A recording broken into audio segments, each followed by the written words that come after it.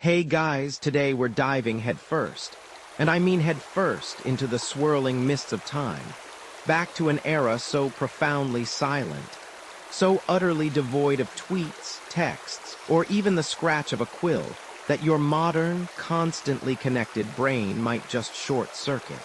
Imagine, if you will, the deep, primeval forest, thick with the scent of damp earth and unseen creatures. You're there, feeling the rough bark of an ancient tree beneath your palm, the chill morning air biting at your exposed skin, and the only sound is the rustle of unseen leaves and the distant, primeval cry of something large and hungry. You're acutely aware that survival hinges not on your ability to Google, best way to avoid saber-toothed tigers, but on pure, raw instinct, and the very basic, very limited ways you can warn your tribe that, yep, that's a saber-toothed tiger. And no, you probably won't survive this encounter if you just stand there looking confused. This isn't just a story. It's a journey to the very edge of human comprehension before words, as we know them, even existed. So you wake up. The sun, a brutal disk of fire, is already climbing, searing away the last vestiges of the night's chill. Your tribe stirs around a dying fire, the smoke acrid in your nostrils. How do you communicate? You point, you grunt.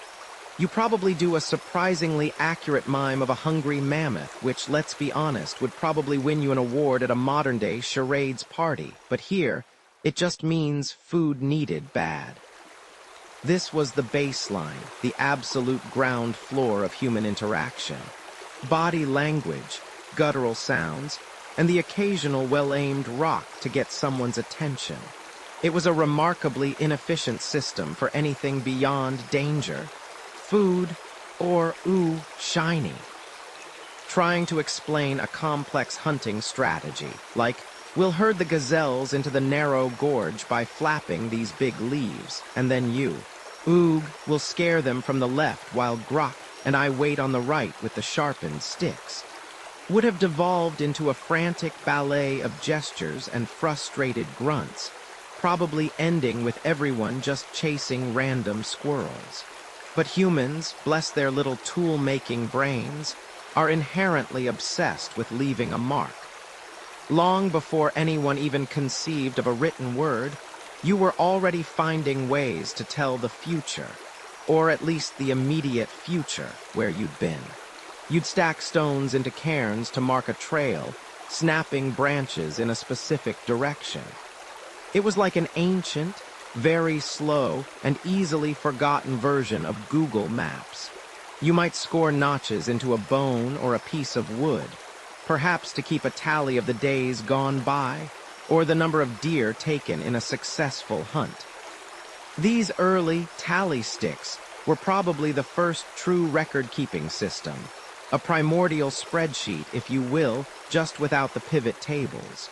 And trust me, trying to balance your nomadic tribe's meat supply on a series of knobby sticks was probably more stressful than your current tax season. Then, one day, someone got really, really creative. You stumble into a deep cavern, torch flickering against the damp walls, and there it is. A giant bison, rendered in ochre and charcoal, thundering across the uneven rock face. Or a cluster of human hands pressed against the stone, painted in red mineral dust. This wasn't just art for art's sake, though it was certainly beautiful. These were the earliest attempts at what we might call broadcasting, sharing information across space and time. Lascaux in France, Chauvet in the Ardèche, Altamira in Spain. These monumental cave systems, some dating back over 30,000 years, are the world's first art galleries, and arguably its first libraries. You see the depictions of hunts, of animals, and maybe even enigmatic symbols. Historians still argue whether these markings were purely artistic, ritualistic, or served a more practical, record-keeping purpose, perhaps even a primitive form of storytelling or instruction for future generations. Was that bison a prayer for a good hunt, Or a diagram of where the best bison hang out? Maybe both. It's a little like looking at modern street art and wondering if it's a political statement, a gang sign, or just someone practicing their spray painting skills. Imagine the painstaking process. Grinding pigments from minerals, mixing them with animal fat or saliva, then applying them with crude brushes made of hair or moss, or even blowing them through hollow bones. It was a full-body workout just to draw a stick figure. Some archaeologists even suggest that the placement of certain animals in the caves corresponded to astronomical observations. A quirky tidbit that hints at a surprisingly sophisticated understanding of the cosmos, way before anyone had invented a telescope, or, a calendar that wasn't just sun up, sun down, more sun up. You might find yourself staring at a sequence of dots and lines, pondering if it was a map to the secret mushroom patch, or just someone's really abstract grocery list. The sheer effort implies immense significance. They weren't just doodling during a boring shamanic ritual. They were communicating something vital. The quiet echoes of those ancient voices, trapped on the walls, still try to tell us their story. You're hunkered low, deep in the earth, the air thick with the scent of damp soil and something a little prehistoric.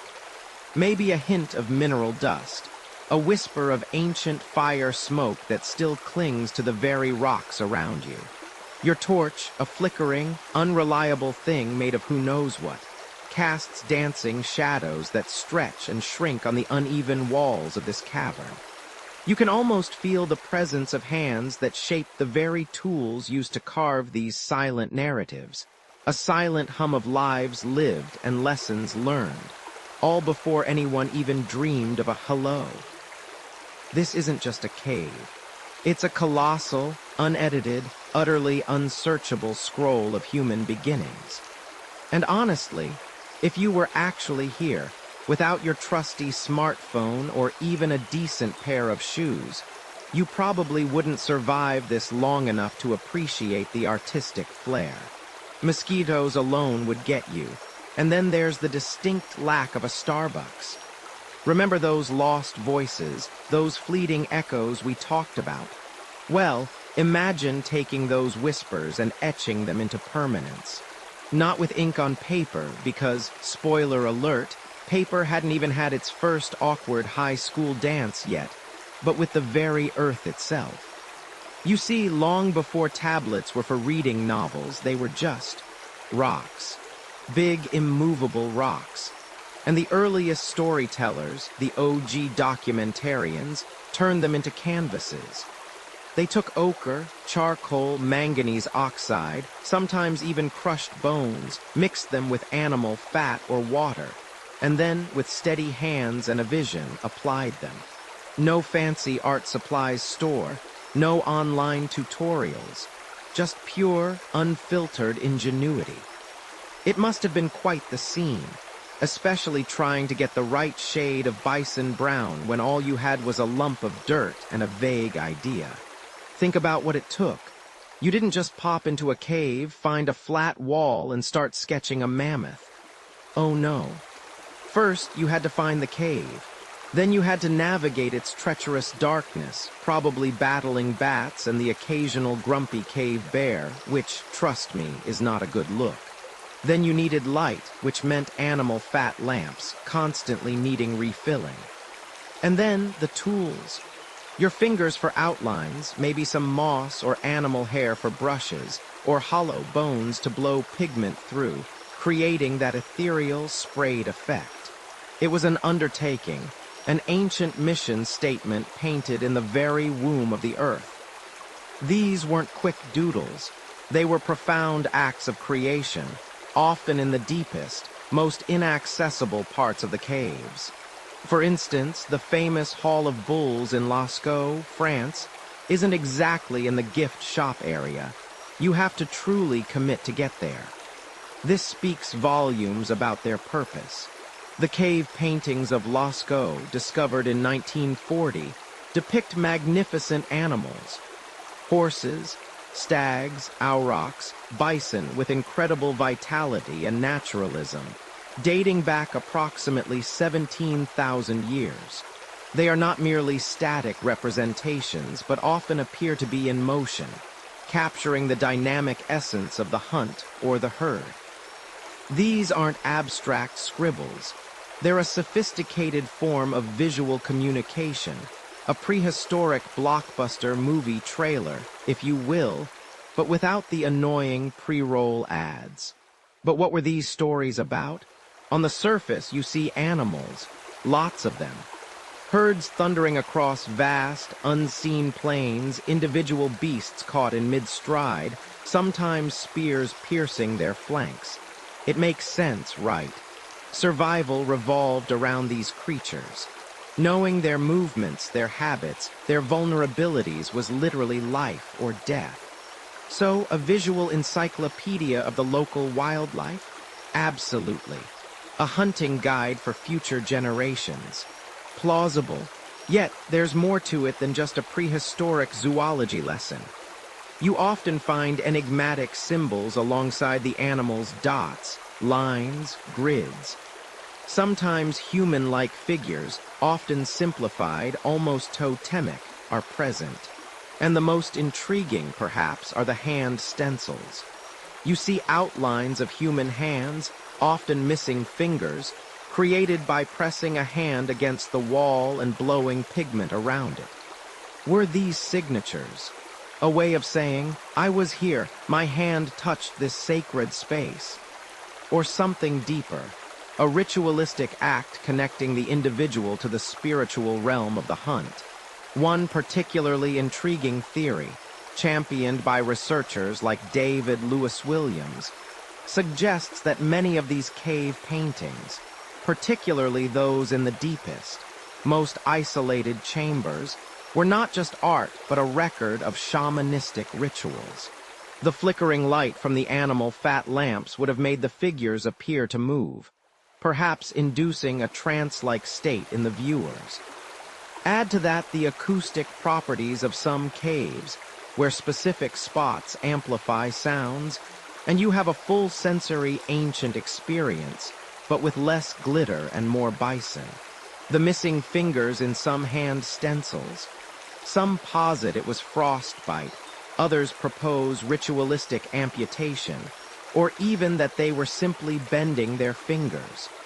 The truth is probably a lot less dramatic than our imaginations conjure. Historians still argue whether these cave paintings primarily served as records of successful hunts, magical incantations to ensure future ones, teaching tools for younger generations, or were deeply spiritual spaces for ritualistic communion with the animal spirits and the unseen world. Was it history? Was it prayer? Was it a really complex ancient infographic? We can look at the evidence, but the true intent of the original artists remains a whisper in the echoing dark. It's easy to dismiss these early attempts as crude or simplistic, but you must resist that urge.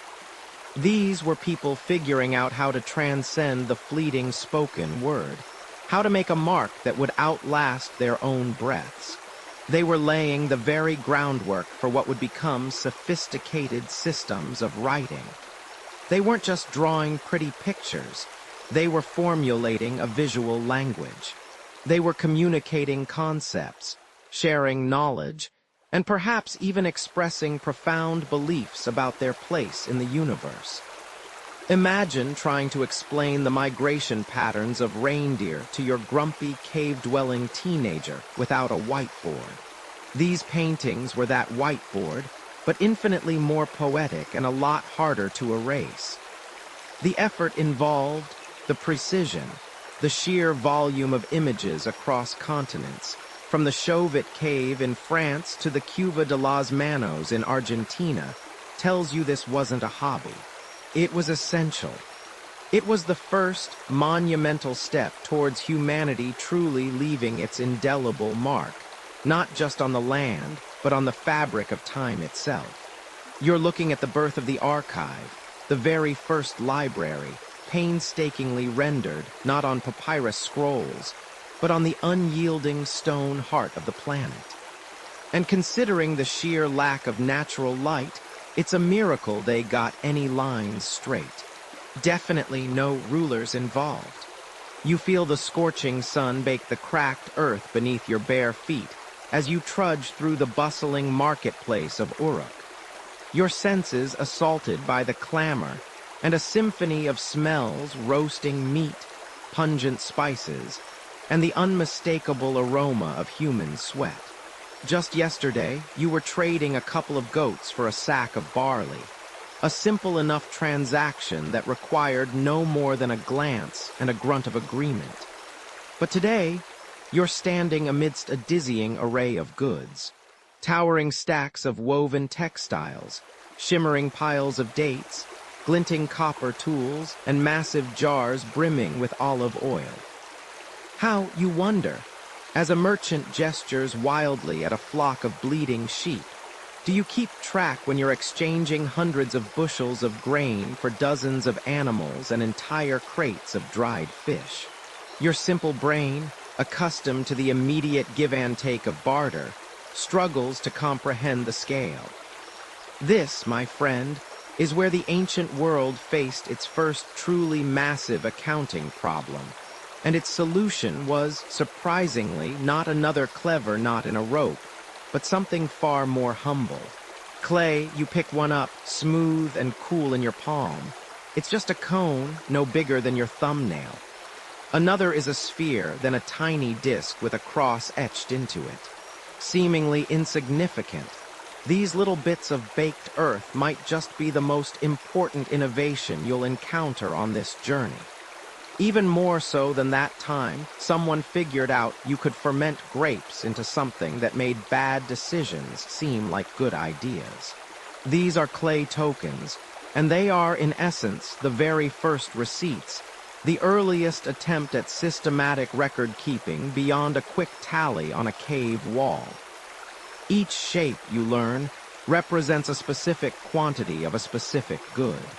That cone might denote one small measure of grain, while the sphere signifies a larger quantity. The disc with the cross, that's a single sheep. It's a physical manifestation of an abstract number, inextricably linked to a commodity. It's elegantly simple, yet profoundly revolutionary. Imagine trying to keep track of a vast transaction. Let's say you've just sold 100 sheep to a merchant who's paying you in grain and oil. Instead of relying on your fallible memory, or the equally fallible memory of the merchant, who, let's be honest, probably has a worse memory than you after a long day of haggling, you both take out a handful of these tokens. He gives you 100 sheep tokens, and you give him tokens for the appropriate amounts of grain and oil. No arguments later. No, I thought you said 50 sheep. It's all laid out in tangible form. You could almost feel the collective sigh of relief from ancient Mesopotamian traders as this system took hold. No more endless arguments over who owes what. Well, fewer arguments anyway. You can still argue about the quality of the sheep, but at least the quantity is clear. As trade grew, so did the complexity of these tokens. You're not just dealing in basic foodstuffs anymore. You're trading textiles, finished tools, exotic spices from lands you can only dream of. And yes, even people don't look at me like that. It was a different time. And honestly, if you were around back then, you probably wouldn't survive this level of social complexity without a very large, well-armed family, or at least a really good accountant who knew his clay tokens.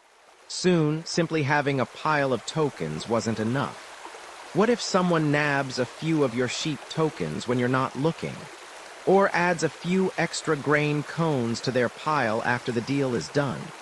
That's where the truly ingenious bully appear. You watch a merchant carefully fashion a hollow clay ball, a bit like a crude, ancient Easter egg. Then, He places all the tokens representing a single transaction inside this clay envelope.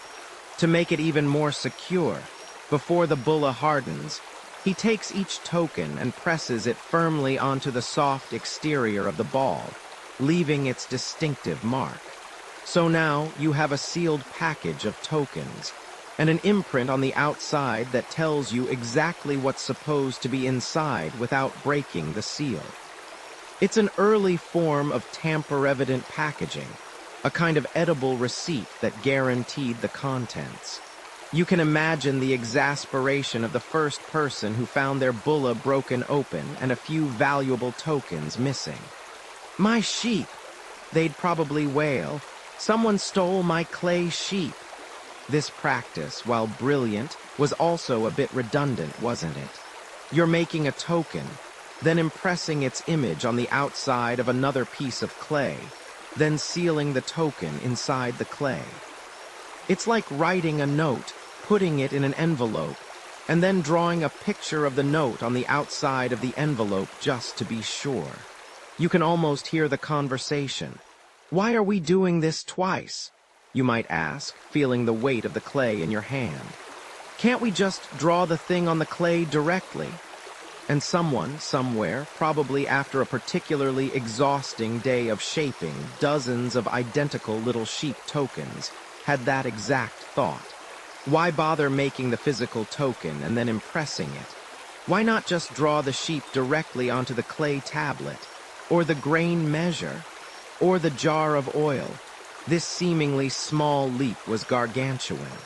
It was the moment that abstract representations truly began their journey to becoming a full-fledged writing system. The imprints of the tokens evolved into pictograms, simplified drawings that directly represented the object. A quick scratch on a flat piece of clay became a symbol for a sheep, a jar, or a bushel of grain. This mainstream historical fact that these clay tokens were the earliest known widespread accounting system is fundamental to understanding the genesis of writing. It wasn't about poetry or epic tales at first. It was about balancing the books. But here's a quirky tidbit. Some archaeologists have even found very specific, intricately shaped tokens that seem to represent incredibly detailed concepts, like a specific type of fabric or even administrative titles. It suggests a level of bureaucratic sophistication far earlier than previously imagined. Historians still argue whether the primary driver for these innovations was purely economic accounting, or if they also served ritualistic or administrative purposes within the temples before widespread commercial use. Because in ancient Mesopotamia, the temple was often the biggest economic player, acting as a kind of protobank and distribution center. The lines between sacred and secular were blurry, much like your vision after a long day in the sun, staring at endless piles of clay. The switch from three-dimensional tokens to two-dimensional impressions, and then to truly drawn pictograms on flat clay tablets, streamlined the entire process. No longer did you need to bake hundreds of individual tokens for a large transaction. Now, a single tablet could record multiple items, quantities, and even the names of the parties involved. It was a transition born of practicality, efficiency, and perhaps a touch of ancient Mesopotamian laziness when it came to making endless tiny clay shapes. This was the first giant step away from ephemeral sounds and gestures, away from the fleeting marks on cave walls, and towards a system that could permanently capture complex information. It was the birth pangs of true literacy, not in the grand, sweeping narratives we'll explore later, but in the gritty, mundane reality of commerce and accountability. Cuneiform's wedge-shaped secrets. Witness the birth of the world's first true writing system in Sumer. You stand on the dusty plains of Sumer, the relentless sun a bronze disk in the sky, shimmering off the meticulously engineered canals that snake through this fertile crescent. The air is thick, humid, carrying the scent of wet clay mixed with the earthy perfume of growing barley and the distant bleating of sheep. You've seen the little clay tokens, remember? Those simple, geometric shapes that represented a sheep, or a jar of oil, markers of a burgeoning economy. The first tentative steps towards record-keeping. Well, what's unfolding before you now is about to blow those little counting pebbles right out of the water. Or rather, right out of the scribe's reed basket. You're about to witness a revolution, one so profound it will reshape how humanity thinks, records, and remembers. You squint, shielding your eyes from the glare as you approach a bustling complex, a ziggurat looming in the distance like a stepped mountain of brick. This isn't just any building.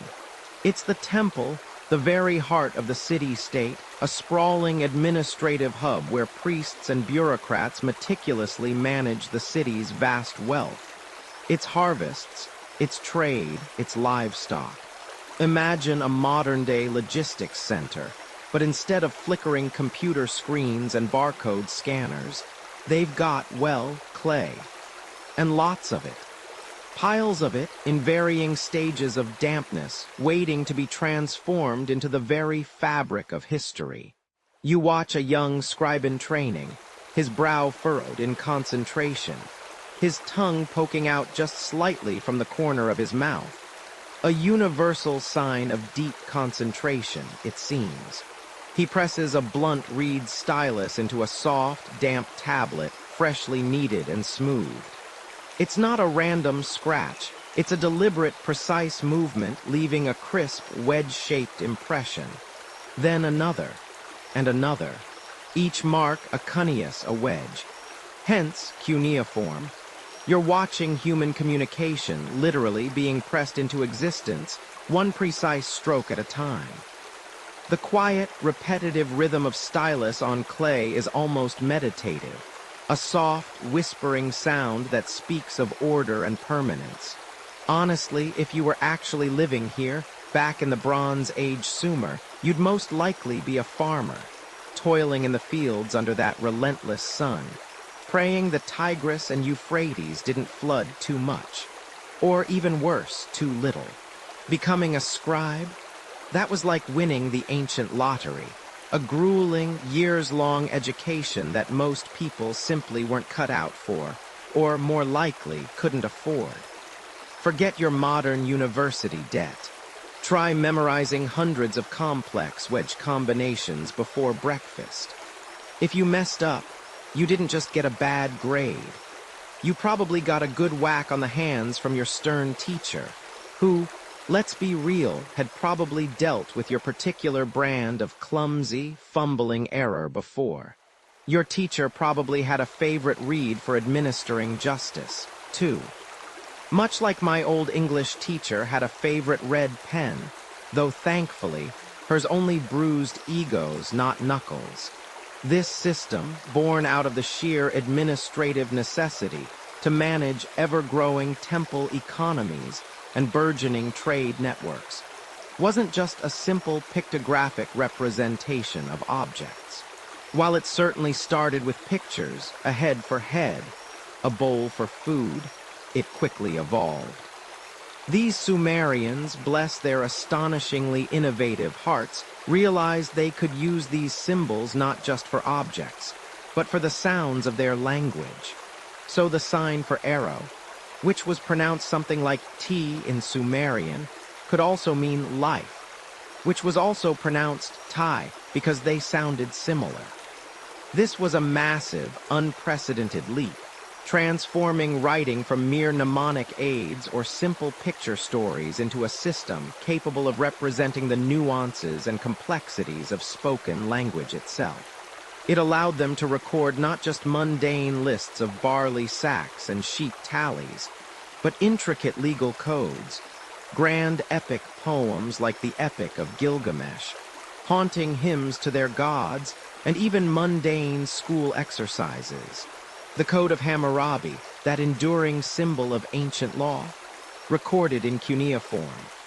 This was, without exaggeration, the world's first true writing system, allowing for complex thought, abstract concepts, and rich narrative to be preserved and transmitted beyond the fragile, fleeting human memory.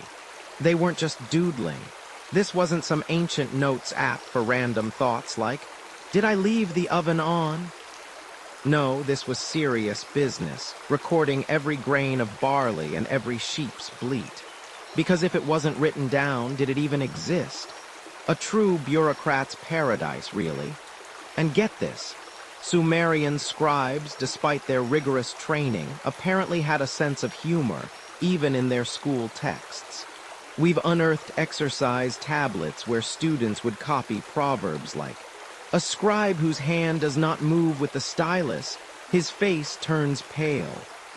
Or my personal favorite, found on a cracked tablet, "A disorderly scribe, no beer for him." Imagine that as motivation. So next time your boss tells you to hit your deadlines, just imagine them saying, "A project manager whose spreadsheets do not update, his coffee runs cold." It really puts things in perspective, doesn't it? Another curious detail is the presence of scribal errors. You can actually see where scribes made mistakes and then meticulously corrected them, or where a student clearly just gave up on a particularly difficult passage. It's oddly comforting knowing even ancient scribes, the intellectual elite of their time, had their off days, their moments of frustration. They also had highly structured scribal houses or edubba, literally tablet houses, where they learned their craft. Some of these houses have yielded detailed curricula, indicating a sophisticated educational system, very much like a modern school, just with significantly more clay and significantly fewer distractions from glowing screens. Historians still argue whether the monumental transition from simple pictograms to these complex phonograms, signs representing sounds, was a deliberate, sudden intellectual leap by some forgotten genius, or a much more gradual, organic evolution driven by the sheer volume and increasing complexity of administrative tasks. Was there a single, aha, moment for some unknown Sumerian innovator, or did the system slowly morph out of necessity over centuries, one frustrated scribe at a time thinking, "There has to be a better way to write 1,652 sacks of barley before sunset"? The evidence tends to point to a blend of both, a slow burn of practical innovation punctuated by moments of creative insight. But the precise timeline and the cognitive shifts involved remain a vibrant, often heated, area of academic discussion and archaeological discovery. As you watch the young scribe carefully lay his newly inscribed tablet out to dry in the warm Sumerian sun, you begin to grasp the profound, world-altering impact of this innovation. This wasn't just about record-keeping anymore. This was about memory, about law, about culture, about passing knowledge, stories, and wisdom from one generation to the next without distortion, without the whispers and erosion of oral tradition. It transformed transient spoken words into permanent, tangible objects, etched into the very earth itself. No more relying solely on unreliable human memory, no more stories distorted by countless retellings, no more whispers down the grapevine. The world had a new way to remember itself, inscribed in clay, hardened by fire, enduring for millennia.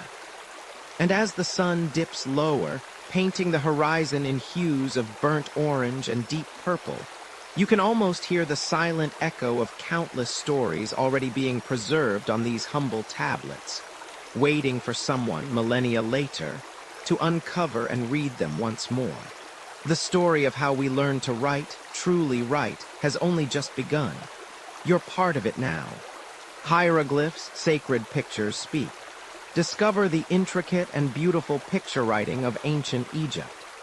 / you blink, dust motes dancing in the searing Egyptian sun, a stark contrast to the familiar cool dampness of those prehistoric caves.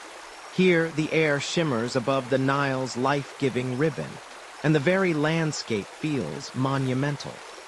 Everywhere you look, towering structures rise from the desert floor, obelisks piercing the impossibly blue sky, and temple walls stretch for acres, covered in a bewildering, mesmerizing array of images. This isn't just art, it's an entire world etched in stone. And honestly, standing here in the sweltering heat, surrounded by colossal statues and the constant hum of ancient life, you probably won't survive this for long without a good water source and a very large fan. But for now, just breathe it in. The scent of 1,000 years of history, dry earth, and maybe a hint of sun-baked papyrus. You peer closer at a massive column, tracing the intricate lines with your eyes.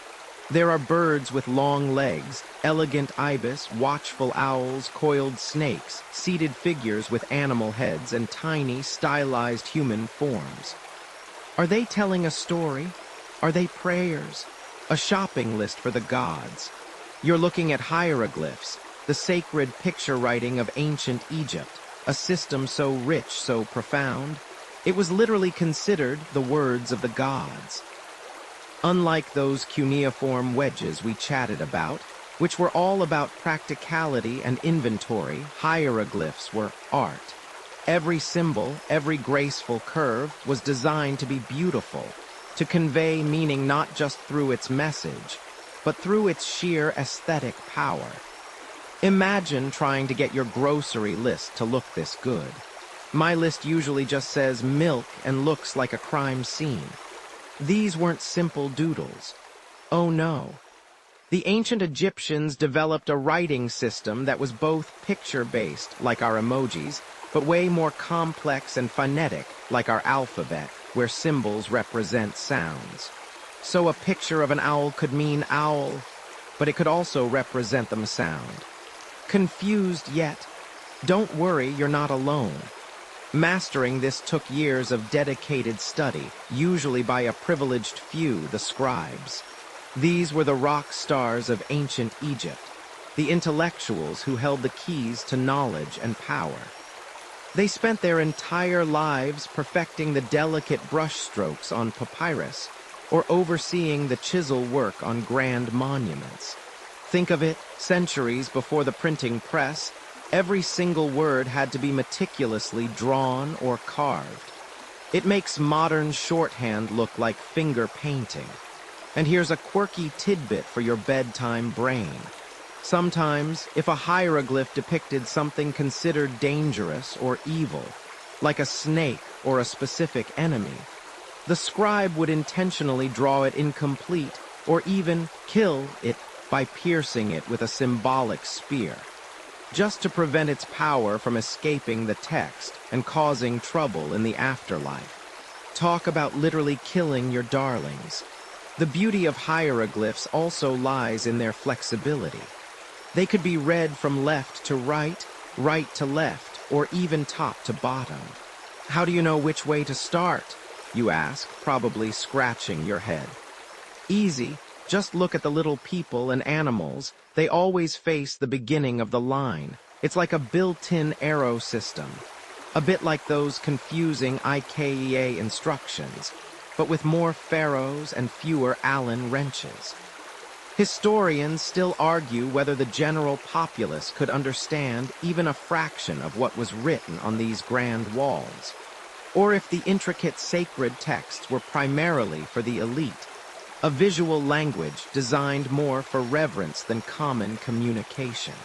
/ you can almost hear the soft scratch of the reed brush on papyrus, or the rhythmic tap-tap-tap of the stonemason's hammer as he carefully chips away at the granite, guided by the scribe's ink outline. Imagine the patience, the dedication, Every one of those 700-odd main hieroglyphs had to be learned, not just for its meaning, but for its artistic perfection. This wasn't just writing. It was an act of creation, a conversation with eternity. And it was exactly this artistic complexity that eventually led to its downfall, at least in everyday use. Scribes eventually developed simplified, quicker versions, hieratic and demotic scripts, which were essentially cursive forms of hieroglyphs, perfect for administrative documents and everyday jotting.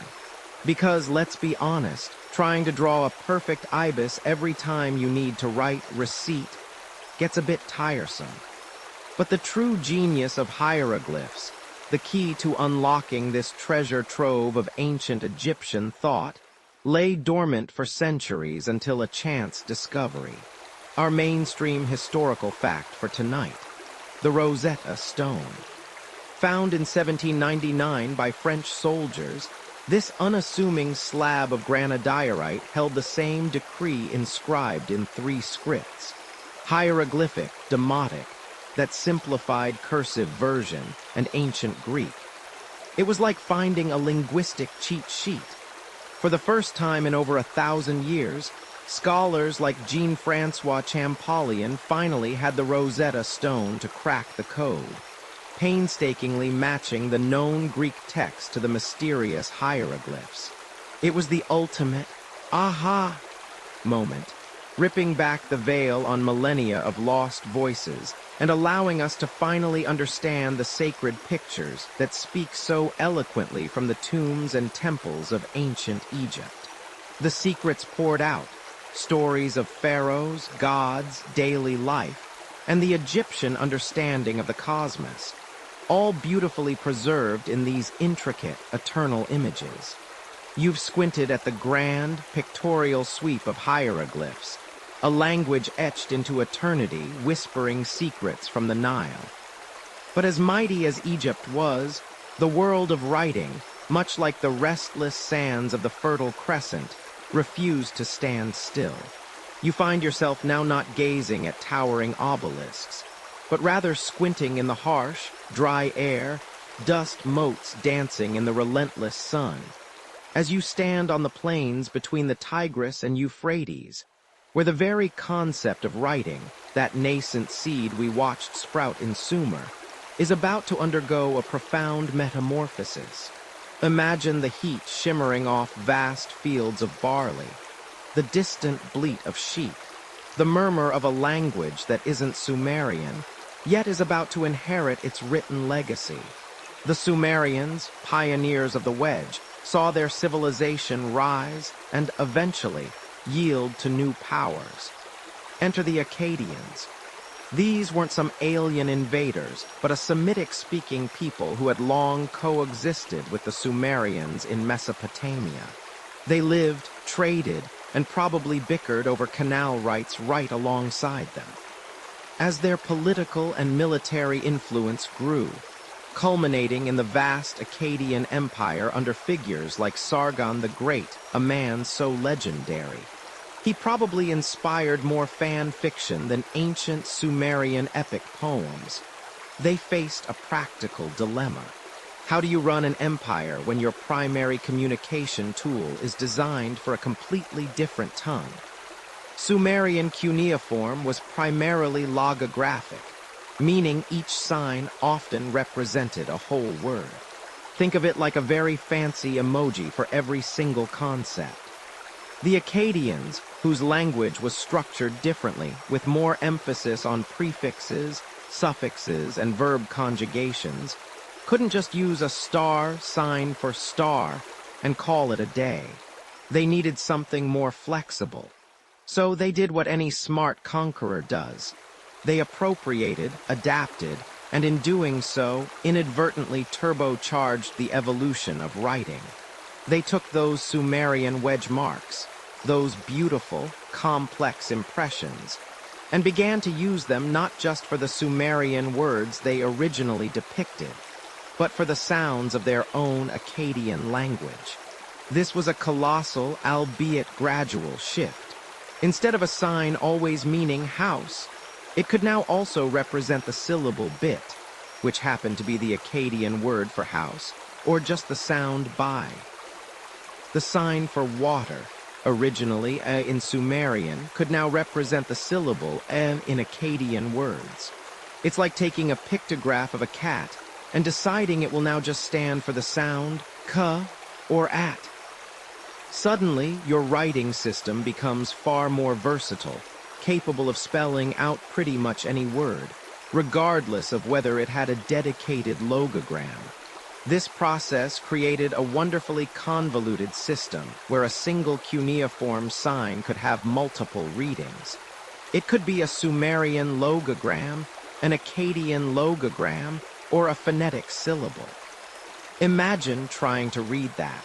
It's like seeing a picture of an apple and having to decide if it means the fruit, the company, or just the sound app in application.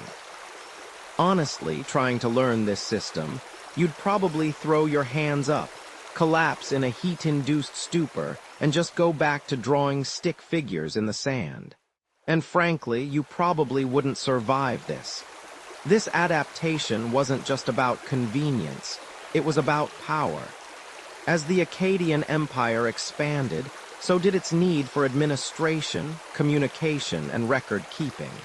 Cuneiform, now effectively bilingual and phonetically enhanced, became the administrative backbone of the empire.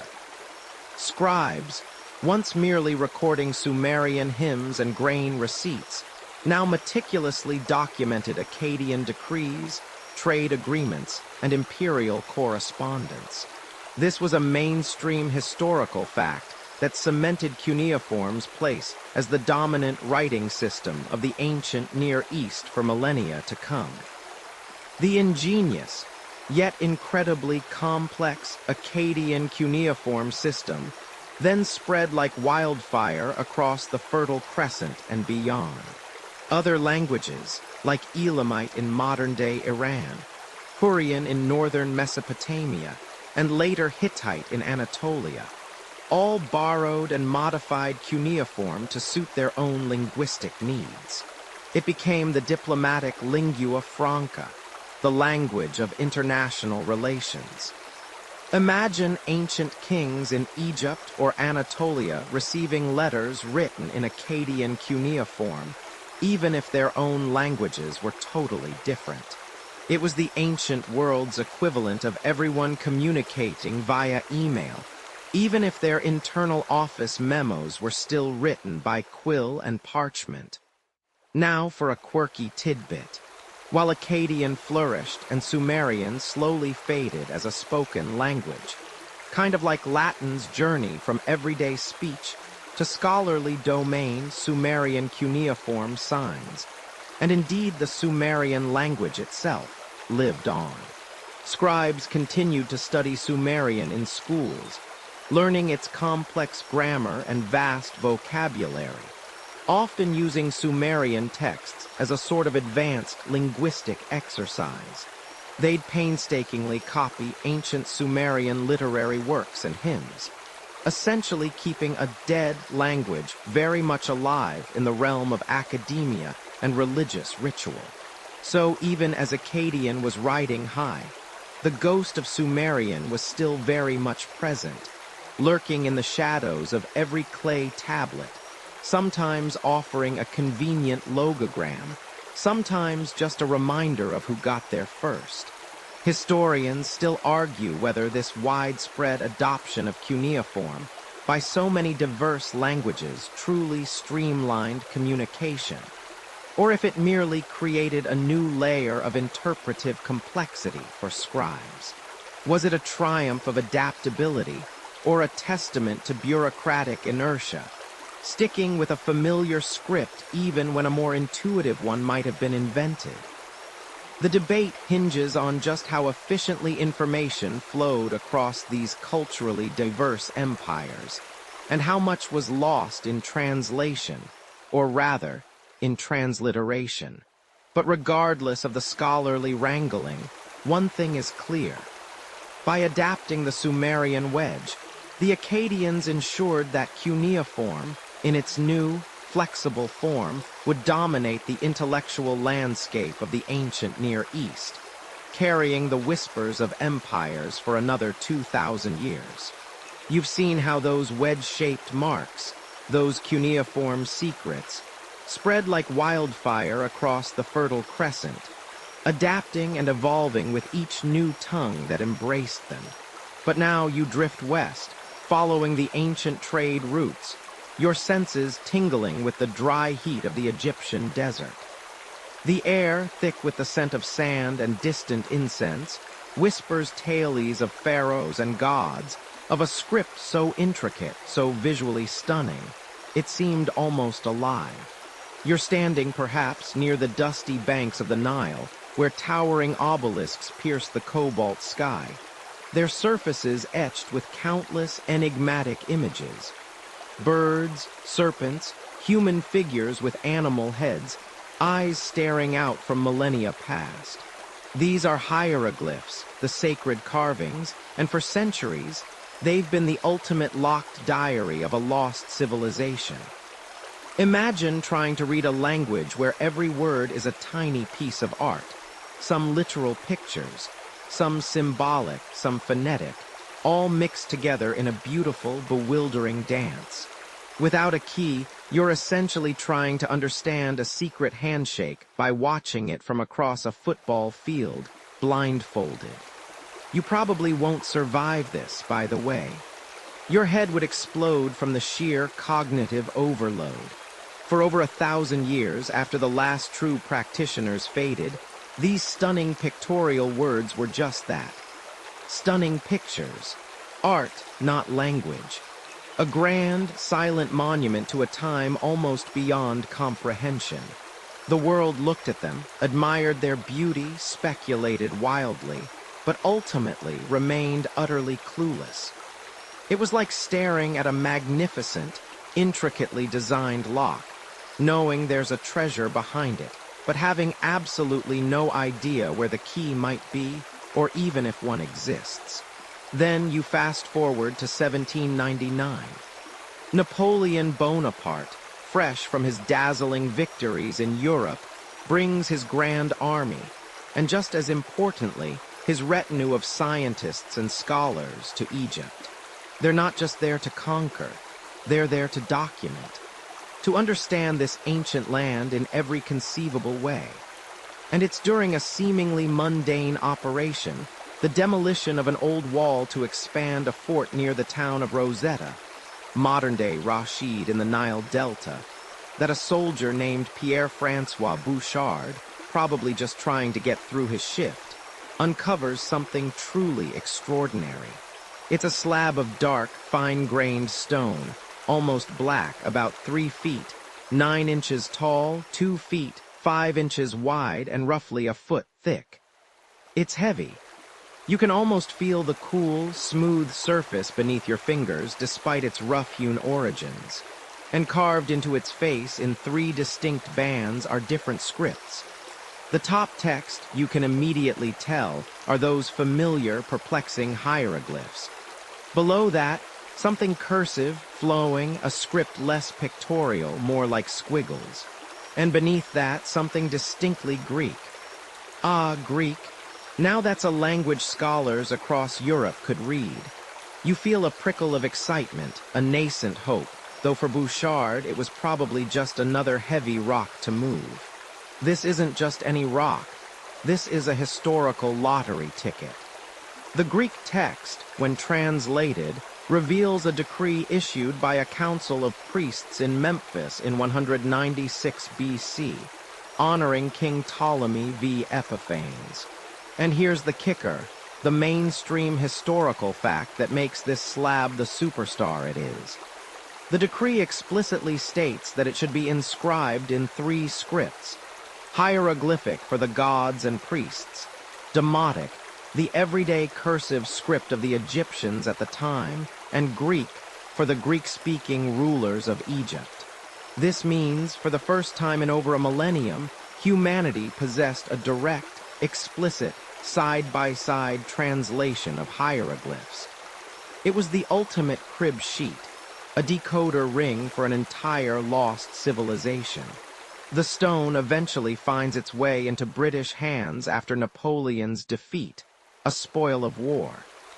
It lands in the British Museum in 1802, where it remains to this day, a silent, colossal key.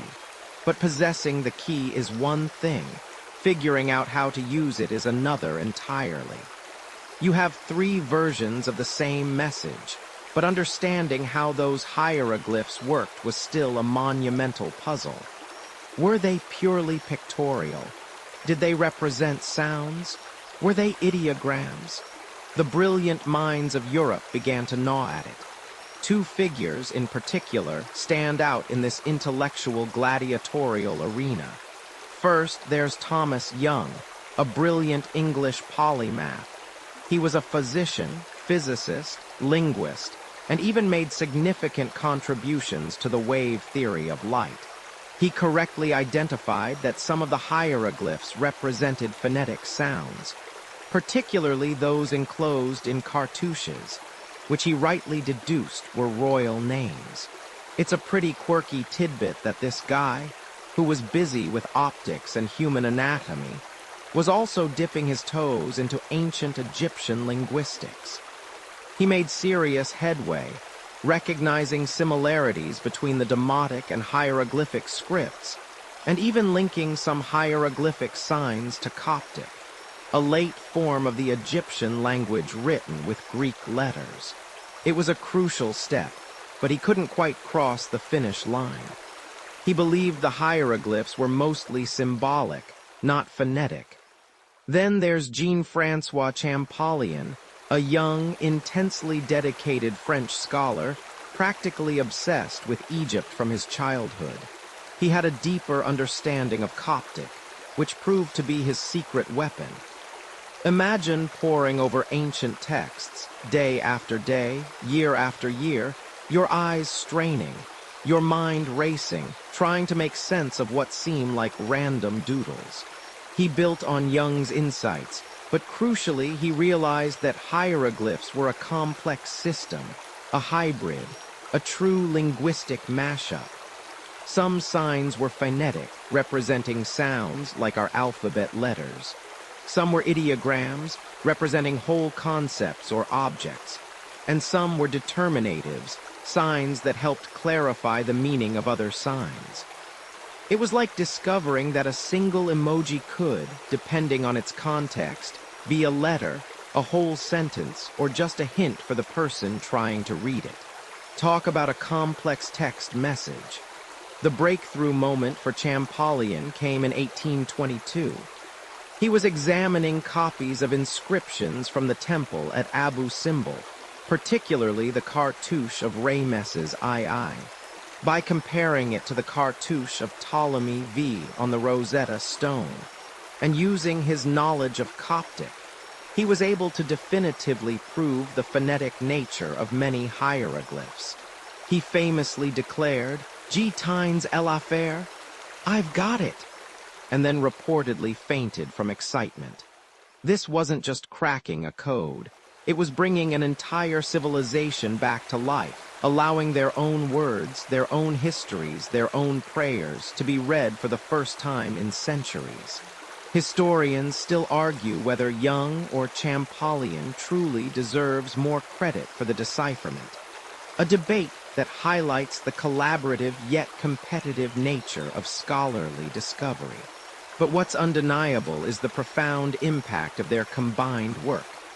Suddenly, those silent, stony faces on temple walls and papyrus rolls began to speak. We could read their medical texts, their love poems, their legal documents, their accounts of battles, their daily lives. The Rosetta Stone didn't just unlock hieroglyphs. It unlocked Egypt itself, transforming our understanding of one of the most magnificent and enduring civilizations the world has ever known. It showed us that even the most impenetrable mysteries can yield to persistence, intellect, and the invaluable accident of finding a big, multilingual rock. You can almost hear the sighs of relief from frustrated scholars across Europe. finally understanding the elegant, pictorial language that had taunted them for so long. And it paved the way for future breakthroughs, setting a precedent for how lost languages might be brought back from the brink of oblivion. The silent voices of the pharaohs, at long last, could whisper their tales once more. Beyond pictures, syllables, sound, trace the shift from whole words to phonetic sounds in early scripts. You stand on the sun-baked mud brick, the air thick with the murmur of 1,000 tongues, a symphony of ancient commerce. Your ears prick up, trying to decipher the cacophony. A merchant haggles over goats, his voice a gravelly rumble. A child cries, a sharp, piercing wail. A priest intones, his words a rhythmic chant. You hear the distinct clicks and clacks, the guttural stops, the sibilant whispers that combine to form meaning, to sculpt thought into audible form. But how do you pin these fleeting sounds down? How do you capture the very essence of a spoken word, not just the object it refers to?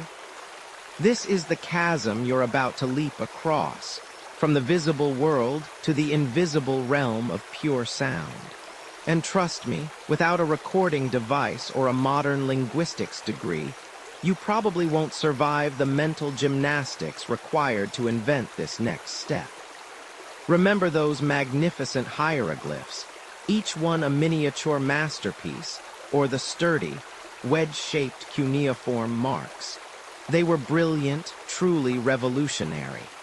They allowed you to record history, to track your vast granaries, to compose epic poems about Gilgamesh wrestling lions. But they were, for the most part, burdened by their own beauty and complexity. Imagine trying to write every single word in the English language with a unique picture. You'd need a library of symbols just to jot down a grocery list. Remember the milk picture of a cow, the bread picture of wheat, and definitely don't forget the crocodile dung sunscreen, actual picture of a crocodile, some dung and a sun. It becomes unwieldy, doesn't it? Each new concept required a new symbol, or a complicated combination of existing ones, often with little markers to tell you if a fish symbol meant fish, to swim, or just slippery like a fish. The brilliant, if slow-burning, realization that began to dawn in the minds of these early scribes was that language wasn't just a collection of whole words or ideas. It was a dynamic stream of sounds. And if you could represent those sounds, you could represent any word, regardless of how abstract or complex. This wasn't a sudden, blinding flash of genius that hit one lone Sumerian shepherd. Oh no, this was a glacial shift, a slow, methodical chipping away at the bedrock of established writing systems, driven by necessity and the sheer human desire for efficiency. It was like trying to teach a parrot to sing opera. It might get a few notes right, but the full aria is a long way off. The first tentative steps into this brave new world of phonetics were often accidental, or at least unintended consequences of existing systems. Take Egyptian hieroglyphs, for example. While they primarily used logograms, symbols for whole words, and ideograms, symbols for ideas, they also had what we call phonetic complements, or uniliteral signs. Think of it like this. You have a picture of a house, which means house. But maybe there's another word that sounds similar to house, but means to build. To avoid confusion, you might add a tiny, almost imperceptible symbol next to the house picture that represents the B sound, just to hint at build. It was like a little whisper, guiding the reader's pronunciation. They were, in essence, using a picture for its sound value, not its meaning. This concept, using a picture to represent a sound rather than the object it depicts, is known as the rebus principle. It's still how we play those annoying picture puzzles today. A picture of an eye, then a picture of a can, then a picture of a door might spell I can adore. Early scribes started doing this, not for fun and games, but out of desperation. If you wanted to write a foreign name, for instance, say, a tricky Syrian king's name that didn't have a direct Egyptian equivalent, you couldn't just draw a picture of him. So you'd string together existing hieroglyphs whose sounds, when combined, approximated the sound of his name. It was clunky, often ambiguous, but it was a crack in the dam, a tiny fissure through which the torrent of phonetic writing would eventually flow. You see this evolution, too, within cuneiform. While it started as pictographic, it quickly shifted to logographic, then syllable-based. The Babylonians, inheriting cuneiform from the Sumerians, often used signs that represented entire syllables, like ba, bai, bu, rather than just individual sounds or whole words. So instead of drawing cow and water, you might combine the syllable ko and wa to form Kowalski. If Kowalski had been an ancient Babylonian concept, this was a massive step forward from needing a unique symbol for every word. But it still meant memorizing hundreds, if not thousands, of syllabic signs. Think of a Japanese learner grappling with hiragana, katakana, and thousands of kanji. It's a similar, multi-layered beast. Historians still argue whether the move towards syllabaries was a conscious decision for simplification or a natural byproduct of linguistic pressures as different languages adopted and adapted the script. The true revolutionary leap, the one that truly set the stage for your alphabet, happened not in the grand palaces of pharaohs or the ziggurats of Sumer, but likely in the dusty, sun-baked mines and trade routes of the Sinai Peninsula and the Near East. Here, around 1800 BC, Semitic-speaking peoples, often illiterate laborers or traders exposed to Egyptian hieroglyphs, looked at these complex symbols and saw something different.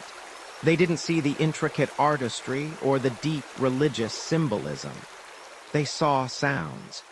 They noticed that many Egyptian hieroglyphs represented not just ideas, but also single consonant sounds when used in certain ways. Imagine a miner, perhaps a Canaanite working alongside Egyptians. He sees a hieroglyph for ox head, which represented the a sound in Egyptian, or more accurately, a glottal stop. He doesn't care about the Egyptian word for ox. But in his Semitic language, the word for ox starts with a sound similar to the first sound of his word for ox, which is aleph. So, he simplifies the Egyptian ox head hieroglyph into a crude drawing, and he uses it to represent the first sound of his word for ox, the a sound. He does the same for house, Egyptian PR, but his word for house starts with B, so he uses a simplified house symbol for B. And for water, he might simplify the wavy Egyptian water hieroglyph and use it for the mi sound, because his word for water starts with M. This was the birth of what scholars call the Proto-Sinaitic script, and later, the Proto-Canaanite script. It wasn't a comprehensive system for vowels, yet Semitic languages, unlike yours, can often convey meaning through consonants alone, with vowels indicating grammatical nuances. So they created a system of around 22 to 30 symbols, each representing a single consonant sound, derived from simplified pictures. This was a radical simplification. From thousands of cuneiform signs or hundreds of hieroglyphic phonetic determinatives, suddenly you had a small, manageable set of symbols. It was like going from driving a massive, multi-geared industrial excavator to hopping on a bicycle. The learning curve flattened dramatically. This wasn't about words or syllables anymore. This was pure, unadulterated sound, broken down into its most basic elemental parts. This was the true genesis of the alphabet as you know it. A system built on the audacious, yet ultimately brilliant, idea that a squiggle on a clay tablet or a scratched mark on a rock could stand, not for an object or a concept, but for the breath and vibration that forms a single fleeting sound. Proto-Sinaitic, desert simple signs. Explore the revolutionary script linking hieroglyphs to the alphabet. You're trudging through the relentless heat of the Sinai desert now, the kind of dry, gritty heat that makes you wonder if your eyeballs are slowly turning into raisins. Dust devils dance on the horizon, little whirlwinds of nothingness, and every rock seems to shimmer with an impossible heat haze. Survival out here, you quickly realize, isn't about grand gestures. It's about finding that next drop of water, that sliver of shade. And honestly, if you were dropped into this landscape without a fully stocked backpack and a very competent guide, you probably wouldn't survive this for more than a few days. You'd be, shall we say, a historical footnote in the vast, unforgiving annals of oops. But it's precisely in this brutal, sun-baked landscape, among the copper mines and turquoise quarries, that something truly revolutionary began to simmer. You see, while the scribes back in the lush Nile Valley were still meticulously carving their thousands of intricate hieroglyphs, a different kind of writing was quietly taking root.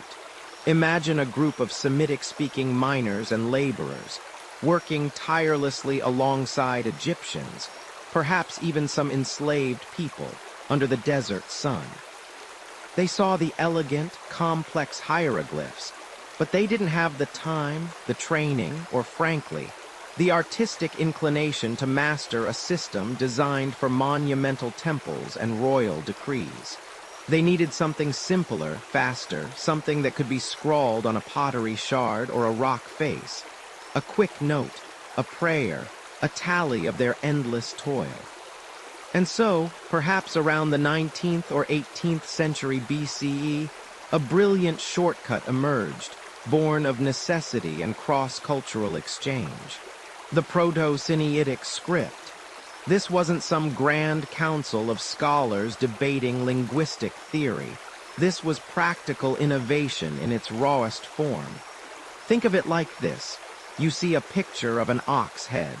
In Egyptian hieroglyphs, that might represent an ox or strength or a specific sound within a word.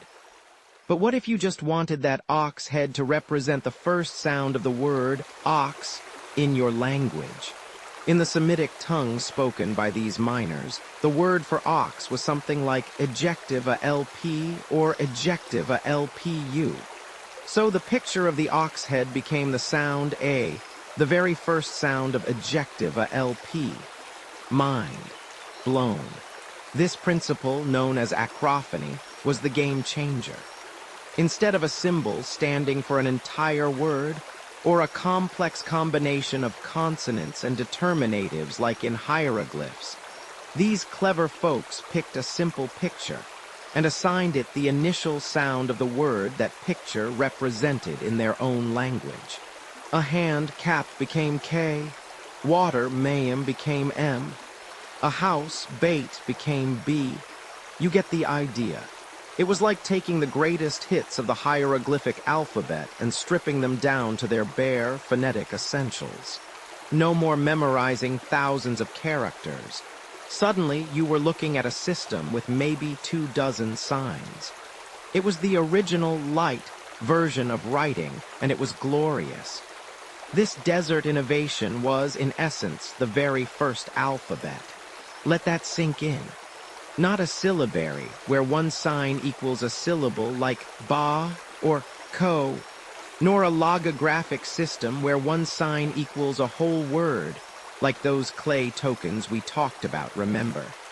But a system where each sign primarily represented a single consonant sound. Vowels, those pesky little things, were largely left to context, a habit that would stick around in Semitic languages for millennia. It's why, if you ever look at ancient Hebrew or Arabic, you'll often see texts without explicit vowel markers. Your brain just fills them in. It's a bit like trying to read a text message where someone's forgotten to put in all the vowels. CNURTHS. You still get it, right? Mostly. The genius of Proto-Sinaitic lay in its radical simplicity. Imagine the scribes back in Uruk, scratching away at their cuneiform, having to learn hundreds of signs, each with multiple possible meanings depending on context. Or the Egyptian priests, perfecting their calligraphic hieroglyphs, each stroke imbued with symbolic weight. And then you have these desert workers, essentially drawing glorified stick figures, and in doing so, they unlocked the key to widespread literacy. This wasn't just for the elite anymore. If you could draw a crude picture of an ox and understand that it meant the A sound, you were on your way to writing. It was the democratic revolution of the written word, long before anyone knew what democracy even was. Of course, it wasn't an instant global sensation. The Proto-Sinaitic inscriptions are rare, mostly found in the mining regions, scribbled on rocks or small offerings. They're often crude, almost childlike in their execution, which further supports the idea that this was a functional script for ordinary people, not professional scribes. Think of it as the ultimate in minimalist design, but for communication. Historians still argue whether this script developed purely independently, inspired by hieroglyphs, but innovated by the Semitic-speaking workers, or if there was more direct guidance from Egyptian scribes who perhaps saw the practical advantages of a simplified system for basic record-keeping in these remote outposts. Either way, the desert proved to be fertile ground for linguistic innovation, a place where practicality trumped tradition. This script, this humble collection of simplified pictures representing sounds, was the direct ancestor of almost every alphabetic script used in the world today. From the Phoenician alphabet to the Greek, Latin, Cyrillic, and even eventually, the alphabet you're reading right now. It all started with an ox head in a hot, dusty desert. Who knew boredom and backbreaking labor could be such powerful catalysts for human progress? And who knew that, thousands of years later, you'd be lying here, listening to the sleepy tale of its birth, all thanks to some desert drudges and their brilliant, simplified doodles.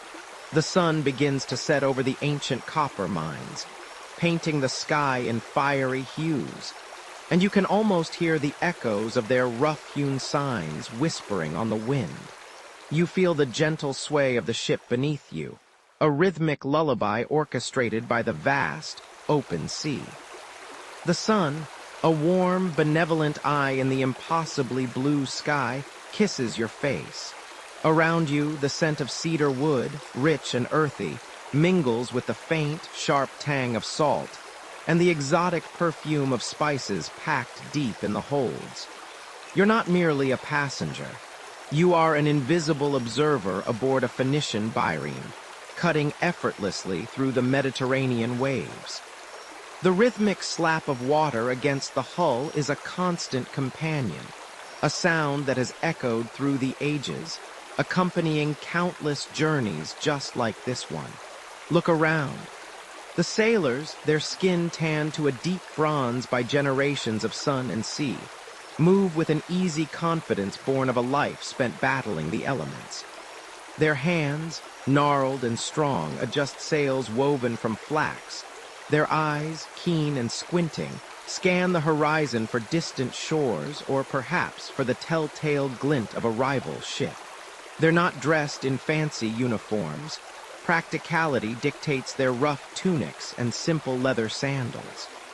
The air is alive with the low murmur of their voices, a strange, guttural language that sounds like pebbles tumbling over ancient stones. This is the life of a Phoenician seafarer, a master of the waves, a merchant of empires. And let's be honest, for all the romantic allure of it, if you were genuinely here, exposed to the elements, the questionable sanitation, and the constant threat of storms or pirates, you probably wouldn't survive this voyage. But fear not, my intrepid listener, you are merely a ghost on this journey, safe and sound in your cozy bed, experiencing history from the comfort of a bygone era. These aren't just traders. They are accidental missionaries of literacy, the unwitting couriers of a revolution. Stowed away amidst their precious cargo of cedar logs, shimmering purple dye and gleaming metalwork, lies something far more valuable, something that will shape the very fabric of human thought: the alphabet. Remember our journey through the desert with the Proto-Sinaitic script, those simple signs born from a desire to make writing easier than drawing a whole house for house. Well, the Phoenicians, being incredibly clever and relentlessly pragmatic, saw its potential and ran with it, or rather, sailed with it. They took those simplified hieroglyphic-inspired symbols, streamlined them further, and created a purely phonetic alphabet, stripped of all the pictographic baggage. No more drawing a wavy line for water or a sun for day. Each sign now represented a single sound. Imagine the sheer liberation.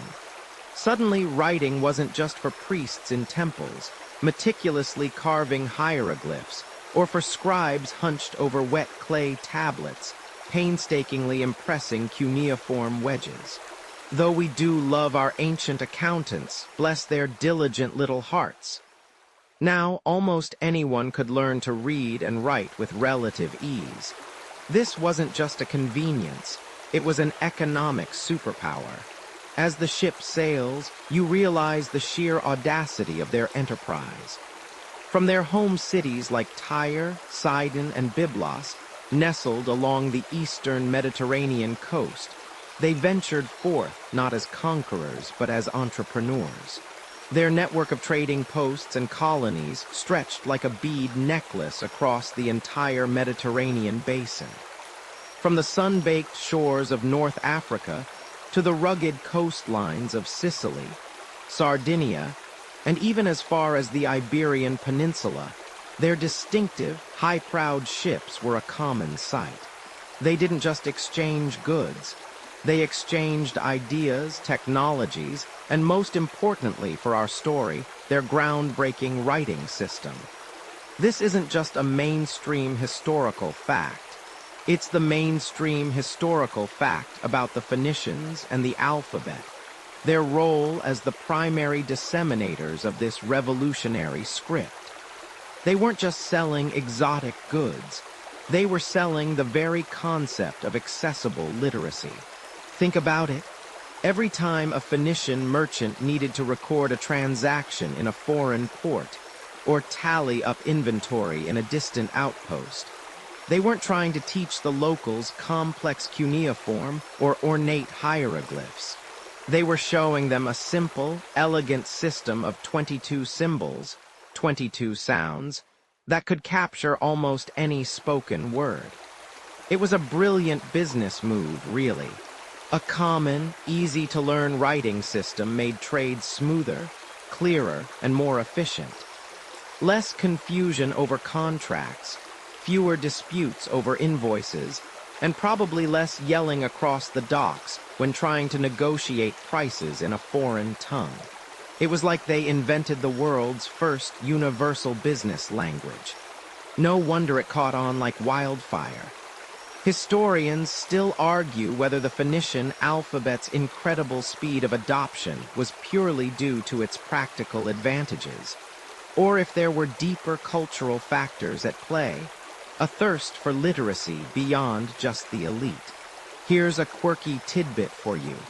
While the Phoenicians were fantastic innovators in simplifying the alphabet, they actually left out one crucial element that we modern speakers often take for granted: vowels. That's right, their alphabet was purely consonantal. Imagine trying to read English without vowels. THS, SQUIT, FNY, SNTT. You'd have to guess based on context. It made sense for their Semitic languages where word roots are often based on consonants, and vowels are more fluid. But it meant that when other cultures, like the Greeks, started adopting it, they had to invent their own solutions for those pesky vowel sounds. We'll get to that exciting development later, don't you worry. For now, picture a Phoenician scribe scratching out a message on a piece of papyrus, leaving out all the A's, E's, I's, O's, and U's, and somehow everyone still understood it. It's like a permanent game of hangman. They didn't just sail to faraway lands, they settled them. These trading posts often grew into bustling colonies, spreading not just their goods, but their entire way of life. Imagine a Phoenician merchant setting up shop in a new land, trading with local tribes. Perhaps he needed a local assistant. Teaching them the cumbersome writing systems of old would have been a nightmare. But showing them how to quickly scrawl 22 simple shapes, that was doable. It wasn't a benevolent act of cultural enlightenment. It was pure, unadulterated practicality, a tool to make money. The impact was profound, ripple after ripple spreading across the ancient world. Before the Phoenicians, widespread literacy was a pipe dream, confined to the privileged few. After them, the possibility of a world where ordinary people could read and write began to emerge from the mists of antiquity. This little alphabet, carried by the wind and the waves, was slowly but surely democratizing knowledge. It was like someone suddenly invented a cheap, portable printing press, millennia before Gutenberg. It turned writing from an elite art form into a common utility. Consider the sheer determination required. These weren't pleasure cruises. Every journey was fraught with danger. Yet they kept going, driven by the lure of new markets, new resources, new opportunities. The alphabet was their secret weapon, allowing them to communicate efficiently across vast distances, to manage complex trade networks, and to keep meticulous records of their ventures. They weren't just spreading letters. They were spreading a revolution in information management, centuries before anyone even dreamed of a spreadsheet. And all of it, every single letter, every single word, was silently carried on the back of the tireless, wave-beating Phoenician ships, sailing from horizon to horizon, forever changing the way you and I communicate.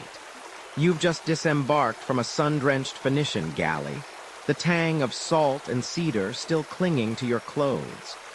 The sailors, with their sun-baked faces and booming voices, have left you ashore, perhaps in a bustling Greek port like Athens or Corinth, sometime around the 8th century BCE.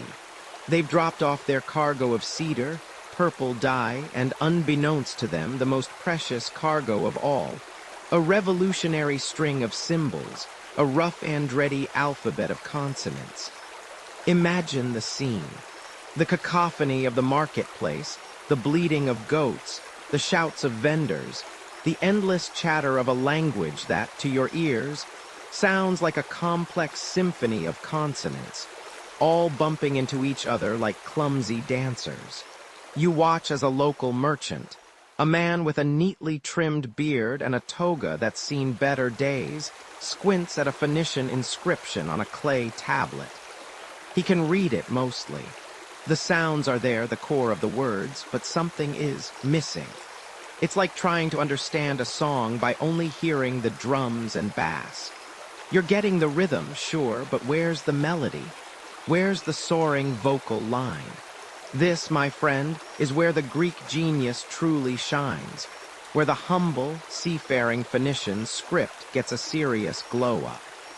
Because while the Phoenicians were brilliant traders and fantastic at condensing language into a handful of symbols, their system was, to put it mildly, a bit of a vocal void.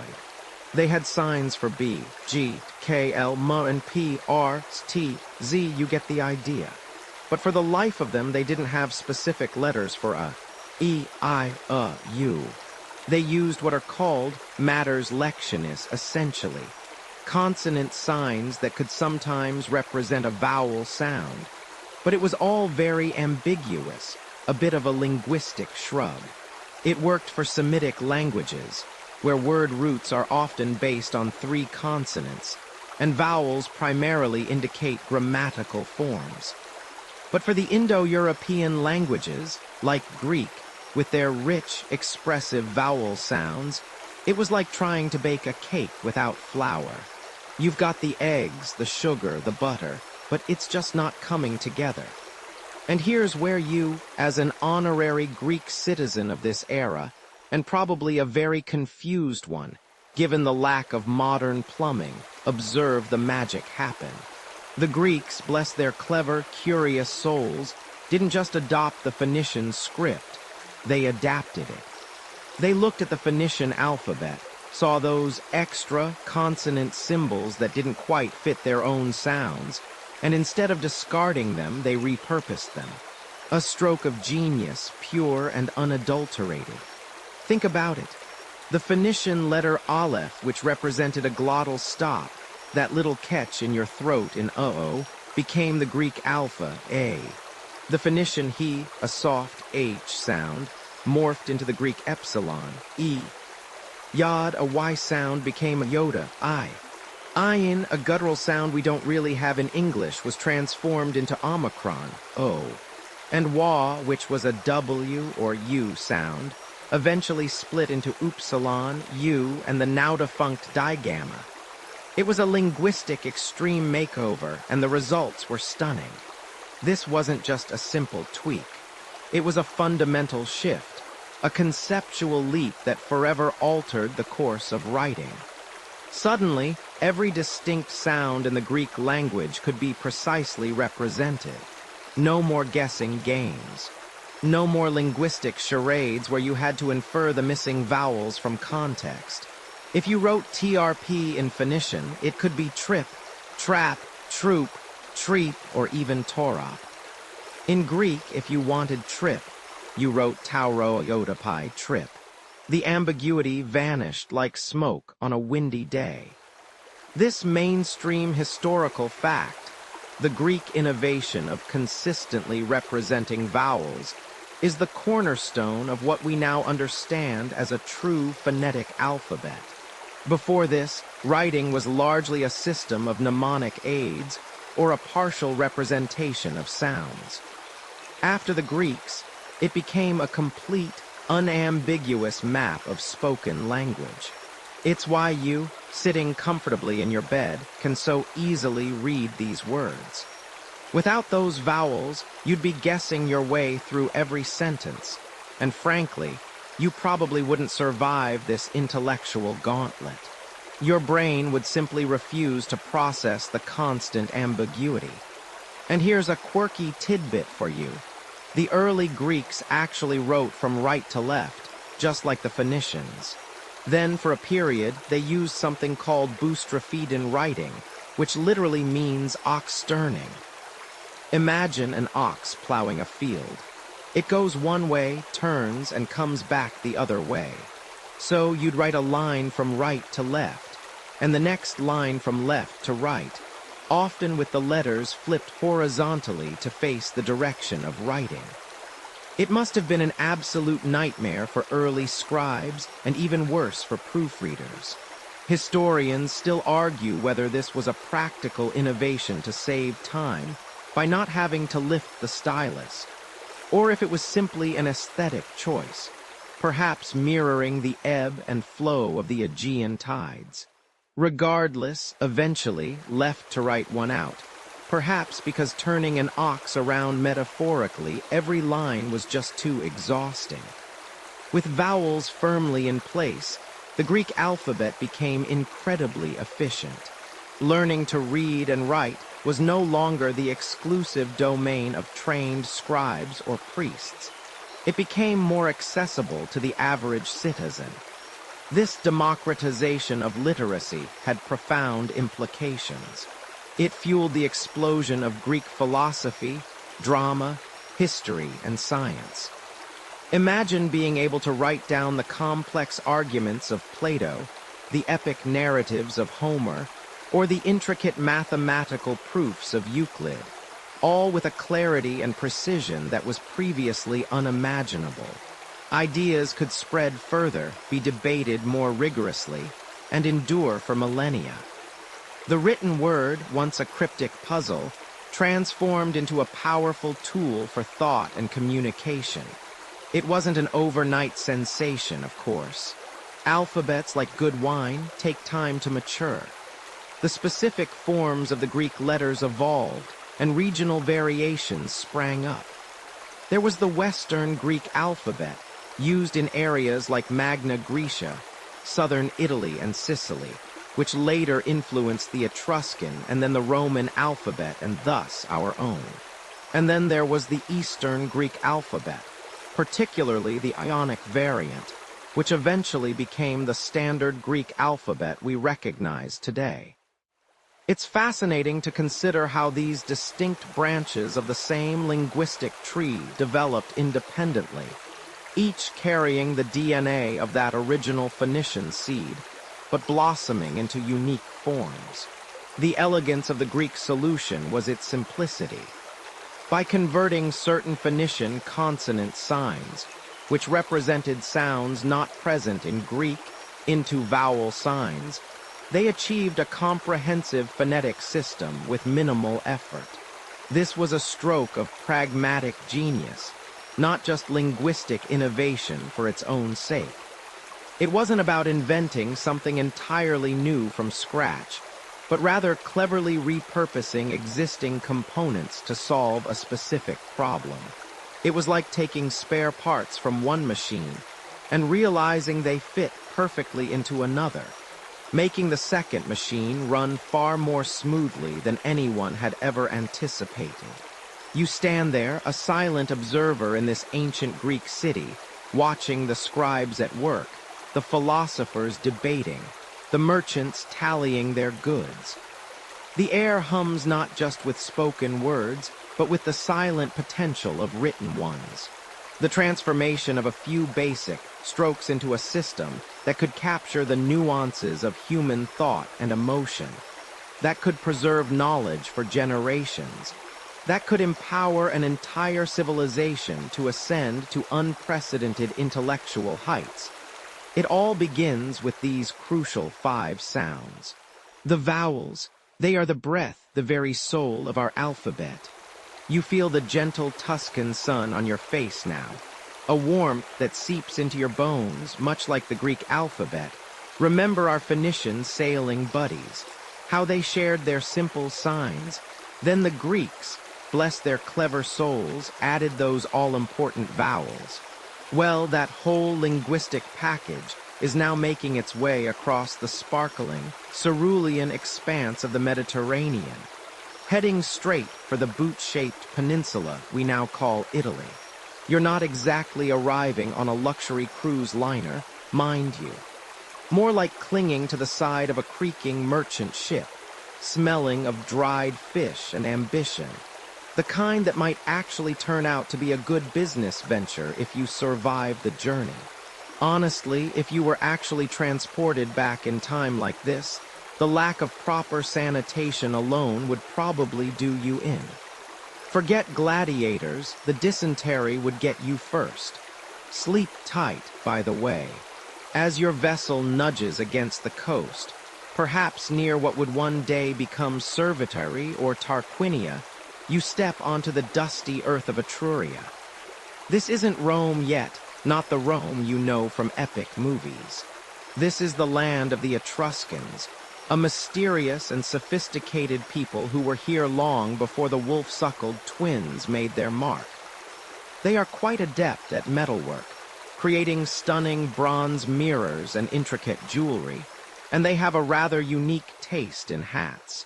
They also have an insatiable curiosity, especially for new ideas, and the Greek alphabet, floating in on the trade winds from their colonies in southern Italy, is exactly the kind of shiny new toy they're eager to get their hands on. The Greeks had set up shop in places like Cumae and Syracuse, establishing thriving cities that were effectively extensions of Hellenic culture. And where there's trade, there's ideas, and where there are ideas, there's often a desire to write them down. So the Etruscans, engaging in brisk commerce with their Greek neighbors, naturally absorbed their writing system. But they didn't just copy it verbatim, oh no. The Etruscans were too independent for that. They took the Greek letters and made them their own, adapting them to the sounds of their fascinating, and still largely undeciphered, language. Think of it like taking a beloved recipe from a friend and then adding your own secret ingredient that totally changes the flavor, for better or worse, depending on your palate. Their language itself, a quirky tidbit for you, is what linguists call a language isolate. It stands apart from the vast Indo-European family that includes Greek, Latin, and most European languages. It's a bit like finding a single, exotic bird species in a forest full of robins and sparrows. This distinctiveness makes studying their writing even more intriguing, because while we can read many Etruscan inscriptions, thanks to the Greek alphabet they adopted, truly understanding the nuances of their grammar and vocabulary remains a challenge for scholars. It's like being able to pronounce every word in a foreign book, but having no idea what the plot is about. You watch as the Etruscans tinker with the Greek alphabet. They drop some letters they don't need, like the Greek beta, because their language doesn't have a B sound. They modify others, like the gamma, which the Greeks pronounced with a hard G sound, but which the Etruscans initially used for a K sound before it evolved into something akin to our modern C. They also played around with the direction of writing, sometimes going left to right, sometimes right to left, and even famously in a boustrophedon style, which literally means as the ox turns when plowing, switching direction with each new line. It's enough to make your head spin, but it shows their playful, adaptable nature when it came to their script. Now, fast forward a bit. Just down the Tiber River, a small, ambitious settlement is starting to grow. Its inhabitants, the Romans, are not yet the masters of the world, but they are certainly ambitious students. And who are their teachers in the art of writing? None other than their more advanced neighbors, the Etruscans. You can almost see the early Romans, maybe a bit rough around the edges, peering over the shoulders of Etruscan scribes, trying to make sense of these foreign squiggles. It's a classic case of cultural transmission, where the apprentice learns from the master, albeit with their own innovations. The Romans took the Etruscan alphabet and, in their pragmatic way, streamlined it. They inherited the Etruscan modifications of the Greek letters and then made their own adjustments to suit the Latin language. For instance, the Etruscan letter that represented K and G sounds eventually split in Latin, giving us both C and G. They added a Z at the end much later, borrowed from Greek again, and kept letters like X and Y for Greek loanwords, making their alphabet more comprehensive. The Etruscans' decision to largely omit the Greek letter omicron, in their early script, or at least modify its usage, presented an interesting challenge for the Romans, who certainly needed a vowel sound for O. The transition was not always neat and tidy, with some letters evolving slowly over centuries. Historians still argue whether certain phonetic shifts in early Latin were directly influenced by Etruscan pronunciation, or if they were independent developments. It's a bit like trying to trace the exact lineage of a family recipe through generations. Some ingredients clearly came from a common ancestor, while others were added much later by different cooks. The result of this Etruscan-Roman exchange? The Latin alphabet. It's the very alphabet you're reading right now, the one that underpins English, French, Spanish, German, and so many other languages across the globe. From those initial, perhaps hesitant, Etruscan adaptations of Greek signs, to the Roman simplification and standardization, you witness the birth of a writing system that would become one of the most powerful tools for communication and empire building the world has ever seen. It's a testament to the quiet power of cultural exchange, where the seemingly small act of borrowing a few symbols can ripple outwards, shaping civilizations for millennia to come. Latin's imperial conquest. Witness the Roman alphabet's spread and dominance across an empire. You feel the ground tremble beneath your sandals as legions march past, their hobnailed boots kicking up dust, a rhythmic thud that echoes the relentless pulse of an empire on the move. The air is thick with the scent of sweat, leather, and ambition. You stand, perhaps, in a newly conquered Gaulish village or a bustling market in Hispania, and everywhere you look, you see it. Not just the eagles of Rome, but the unmistakable, bold strokes of Latin. Remember those Etruscan whispers we just heard? Those subtle shifts in letters? Well, they've just been amplified by 1,000 trumpets. Because now this alphabet, this meticulously crafted system of symbols, isn't just for a few city-states huddled around the Tiber. Oh no, it's going global, baby, Roman style. And frankly, if you were a local chieftain stubbornly clinging to your ancestral pictograms right now, you probably wouldn't survive this. Not with the kind of efficiency Rome brings to the table. Imagine, for a moment, the sheer logistical nightmare of governing an empire that stretches from the misty shores of Britannia to the scorching sands of Egypt. How do you communicate laws, levy taxes, coordinate legions, or even just order a decent amphora of olive oil from one end of the known world to the other?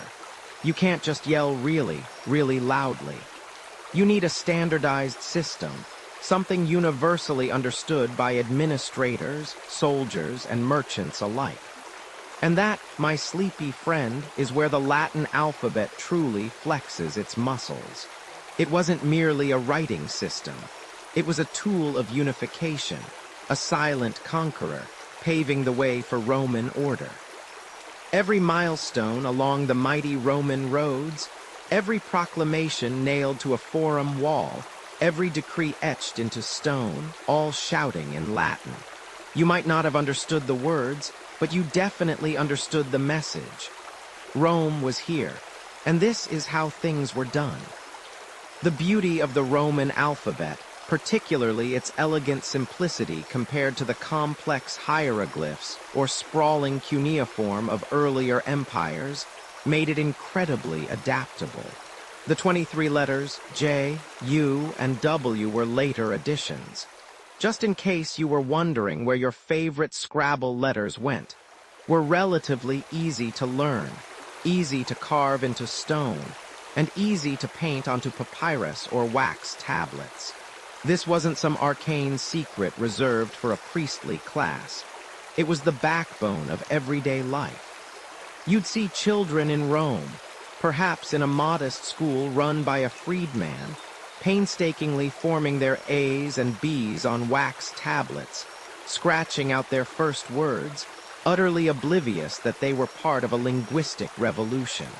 A revolution, mind you, that would eventually lead to you reading this very sentence. The irony, right? One mainstream historical fact that really drives this home is the extensive use of inscriptions throughout the Roman Empire. Think about Trajan's column in Rome, for instance. It's not just a monument to military victory. It's a massive, 125-foot-tall stone scroll, covered in meticulously carved Latin script detailing Trajan's Dacian campaigns. Every letter is a testament to the clarity and authority of Roman writing, designed to be read and understood by anyone who passed by a public record, a propaganda piece, and an artistic masterpiece all rolled into one. And these weren't isolated instances. From humble grave markers to grand triumphal arches, Latin was everywhere, asserting Roman presence and power in a way that words alone, spoken and fleeting, never could. It was the original, put it in writing, culture, and they meant it. Now for a quirky tidbit. Did you know that the Romans were quite fond of writing on walls, not just for grand proclamations, but for mundane, silly, and even rude messages? Think of it as ancient graffiti, but with better penmanship. In places like Pompeii, preserved under volcanic ash, we find an incredible wealth of everyday Latin inscriptions. You'd stumble upon declarations of love, political endorsements, advertisements for gladiatorial games, and yes, even insults or crude jokes. Imagine walking down a street in Pompeii and seeing "Lucius is a thief," or "Gaius loves this girl named Julia" scrawled on a wall, much like you might see today, only in elegant Roman capitals. It gives you a real sense of how deeply embedded the alphabet was in their daily lives, transcending its official, imperial purpose to become a medium for personal expression, even if that expression was just complaining about your neighbor. It's like the ancient equivalent of a particularly spicy Twitter feed, but on stone. The spread of Latin wasn't just about the military might of Rome, however. It was also about the economic and cultural allure. If you wanted to do business across the empire, learn about Roman law, or simply get ahead in life, understanding Latin was increasingly essential. It became the lingua franca, the language of opportunity.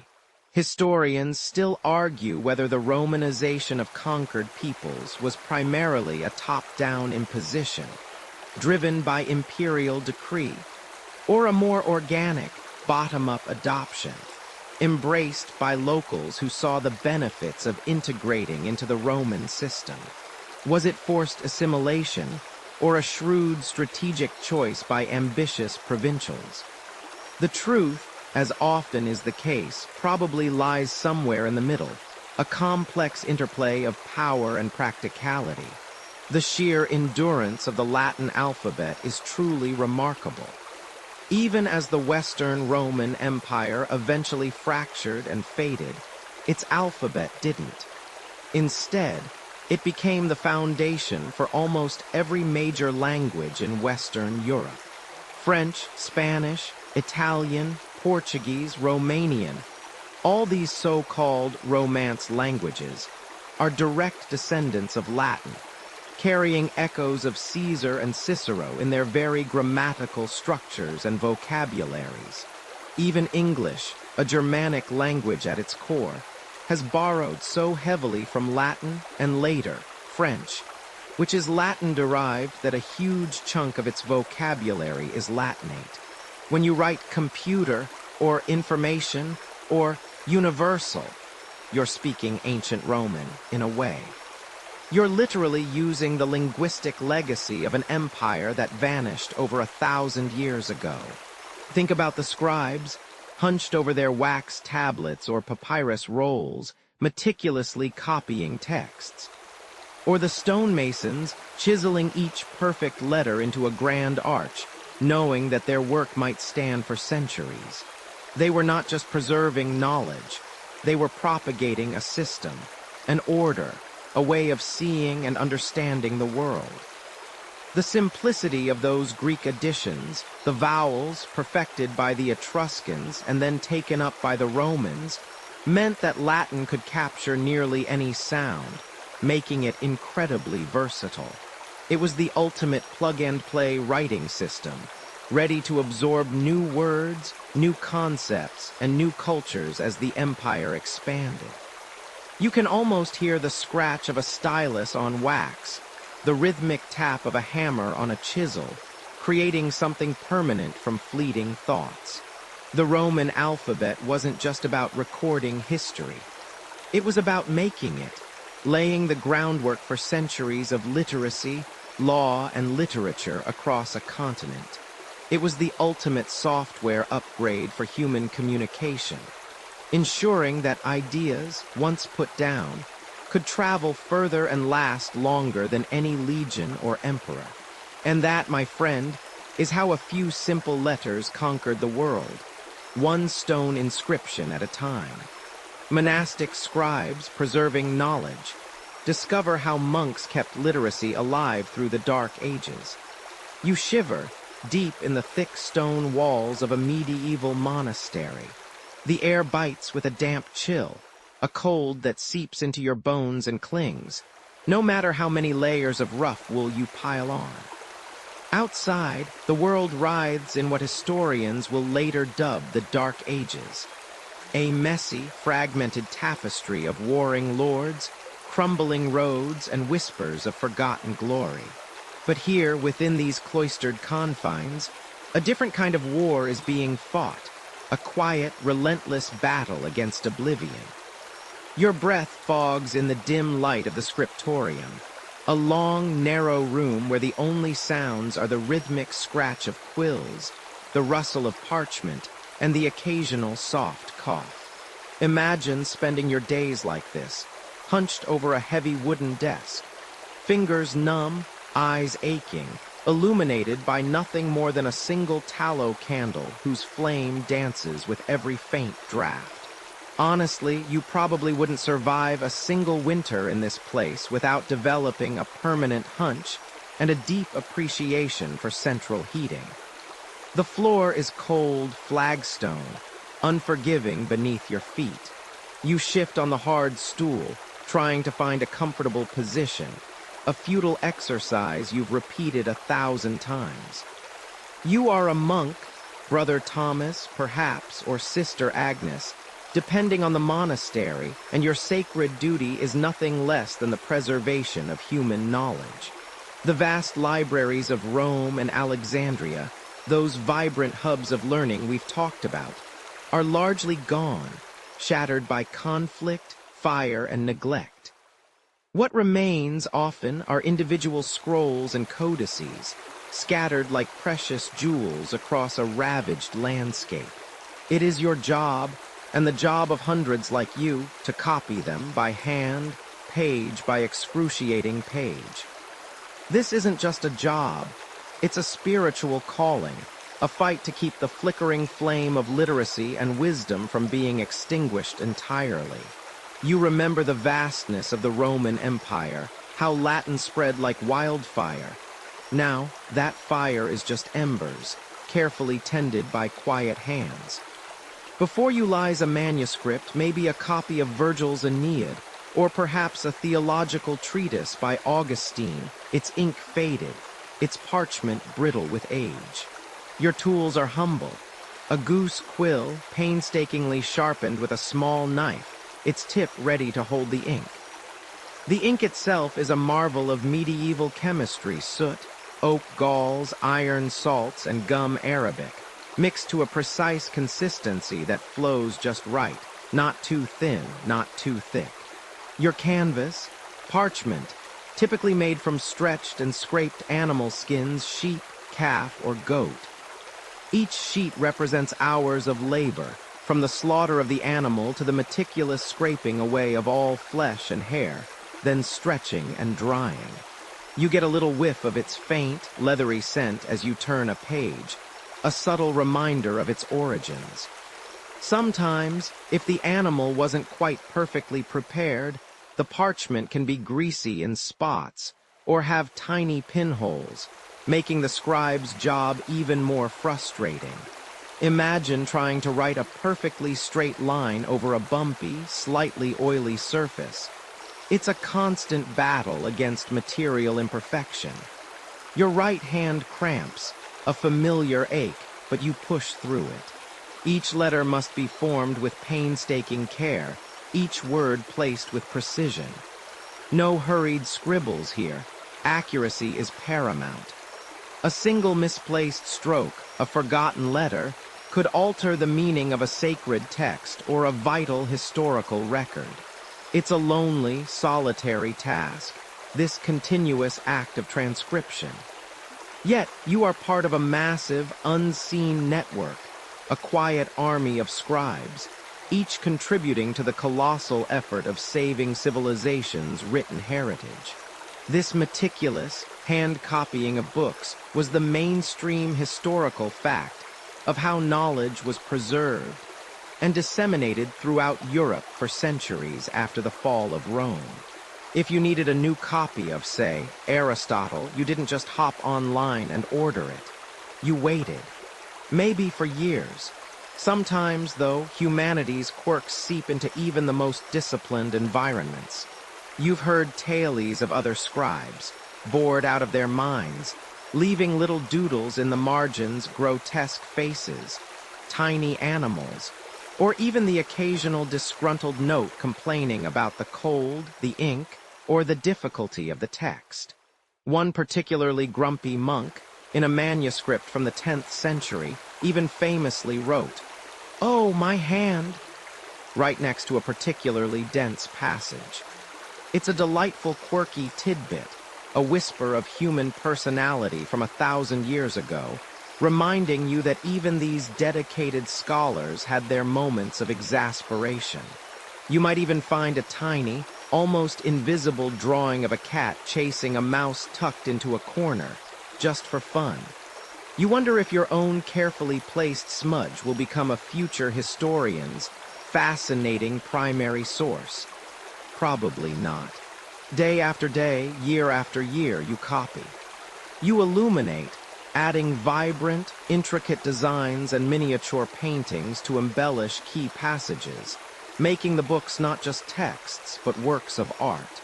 The vibrant blues of lapis lazuli, the shimmering gold leaf. These precious materials speak to the value placed on these volumes. It's slow, arduous work, and sometimes you fall asleep at your desk, only to wake with a jolt, a drop of ink perilously close to the pristine page. The sheer effort involved in creating a single book during this era is almost unimaginable today. A large Bible could take several monks' years to complete. Imagine commissioning a copy of the entire internet by hand with quills and parchment. That's essentially what they were doing. The monks and nuns of these isolated communities became the librarians, the teachers, the artists, and the intellectual custodians of a continent struggling to find its footing. They preserved not only religious texts, but also classical Greek and Roman literature, philosophy, and scientific knowledge, however imperfectly. Without their tireless efforts, much of what we know about the ancient world would have been lost forever. Historians still argue whether the term Dark Ages accurately reflects the period, debating if it truly was a time of intellectual stagnation, or if significant, albeit localized, innovations and preservations were consistently occurring. What is undeniable, however, is the profound, silent contribution of these monastic communities. They kept the alphabetical fire burning, passed from the Phoenician traders to the Greeks, then to the Romans, and now, finally, to their careful, calloused hands. They built bridges of parchment and ink across the chasm of time, ensuring that the legacy of written language, our collective memory, would survive the storm, ready to be rediscovered and expanded upon when the world was ready once more. You stand at the threshold of a new age, the faint scent of parchment and beeswax still clinging to the air from those monastic scriptoria we just visited. Remember those dedicated monks, hunched over their desks, painstakingly copying every single letter, every single word by hand. Remember how that limited the flow of knowledge to a mere trickle, a slow drip of wisdom reserved for the very few, the incredibly patient, or the ridiculously wealthy. Well, prepare yourself, because that trickle is about to become a deluge, a roaring river of words gushing forth from a most ingenious invention. You hear it before you see it, perhaps, a rhythmic thud, a metallic clang, the distinct whisper of paper against something solid. It's not the gentle scratching of a quill anymore. This is the sound of industry, of precision, of revolution. You push open a heavy wooden door, the light spilling into a bustling workshop, and there it is, a hulking contraption of wood and metal dominating the room. This, my friend, is Johannes Gutenberg's printing press. And if you'd been alive in the mid-15th century, witnessing this marvel firsthand, you probably wouldn't survive the sheer intellectual whiplash of what it represented. Your brain, accustomed to the snail-like pace of medieval information exchange, would simply short-circuit from the sheer, unadulterated speed. Imagine the sheer audacity of the idea. Instead of carving entire pages onto a wooden block, or tediously handwriting each letter, Gutenberg conceived of individual movable metal letters. Tiny, perfect, reusable letters. Think of it like a colossal, analog Scrabble set. But instead of forming words for your amusement, these letters were destined to rearrange the very fabric of society. Each character A, B, C, a comma, a period was cast in metal, meticulously arranged into lines of text, then locked into a frame. This form was then inked, a thick, viscous black concoction that smelled of oil and progress before a sheet of paper was carefully laid over it. Then, with a mighty pull of a lever, a heavy platen descended, pressing the paper firmly against the inked type. Thunk, and just like that, a perfect page was born, and then another, and another, and another. What once took a monk months, even years, to produce a single copy, this machine could churn out hundreds, even thousands. The speed was simply staggering, and for the first time in human history, identical copies of the same text could be produced en masse. This was the dawn of mass media, long before radio waves or flickering screens. The Gutenberg Bible, completed around 1455, is the iconic symbol of this revolution, a masterpiece of early printing, beautiful in its execution, but more importantly, a testament to the fact that books were no longer luxury items for the elite. Suddenly, knowledge, previously imprisoned within the dusty walls of monasteries and private libraries, began to seep out, then flow, then burst into the public sphere. Think about it. Before Gutenberg, if you wanted to learn about, say, astronomy or medicine, or even just read a good adventure story, you had to hope someone with a manuscript was willing to lend it to you, or that you had enough gold to commission a scribe. And good luck if you spotted a mistake. Your copy was unique, warts and all.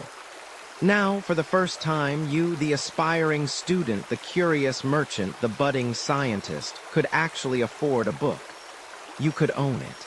You could read it in your own home, by your own firelight.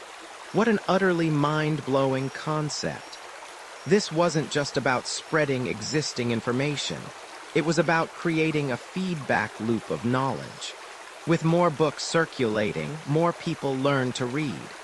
With more people reading, there was a greater demand for books. And with greater demand, printers found more reason to produce more books, on more subjects, in more languages. It's a bit like when you first got access to the internet. Suddenly, everything was there, within reach, and you devoured it. The printing press was the 15th century equivalent of that explosive accessibility.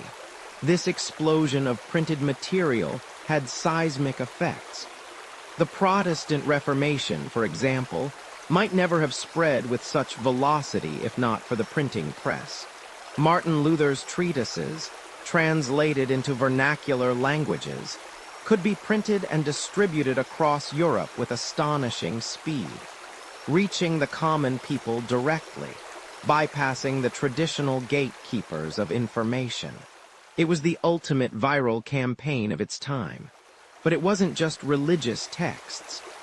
Scientific discoveries, travelogues, philosophical arguments, political pamphlets, all could now reach a wider audience faster than ever before. This also led to a fascinating side effect: the standardization of language. Before printing, scribes often had their own quirks and regional spellings. Now, a printer producing thousands of copies had an incentive to standardize, to choose a consistent spelling and grammar. This subtle shift eventually laid the groundwork for the modern national languages we speak today, complete with dictionaries and formal grammar rules. Imagine the chaos of trying to teach spelling before that. Is it color or color? Well, depends on which monk copied it for you last Tuesday. Of course, not everyone welcomed this newfangled technology with open arms. The scribes, whose painstaking craft was suddenly rendered largely obsolete, probably weren't sending Gutenberg Christmas cards.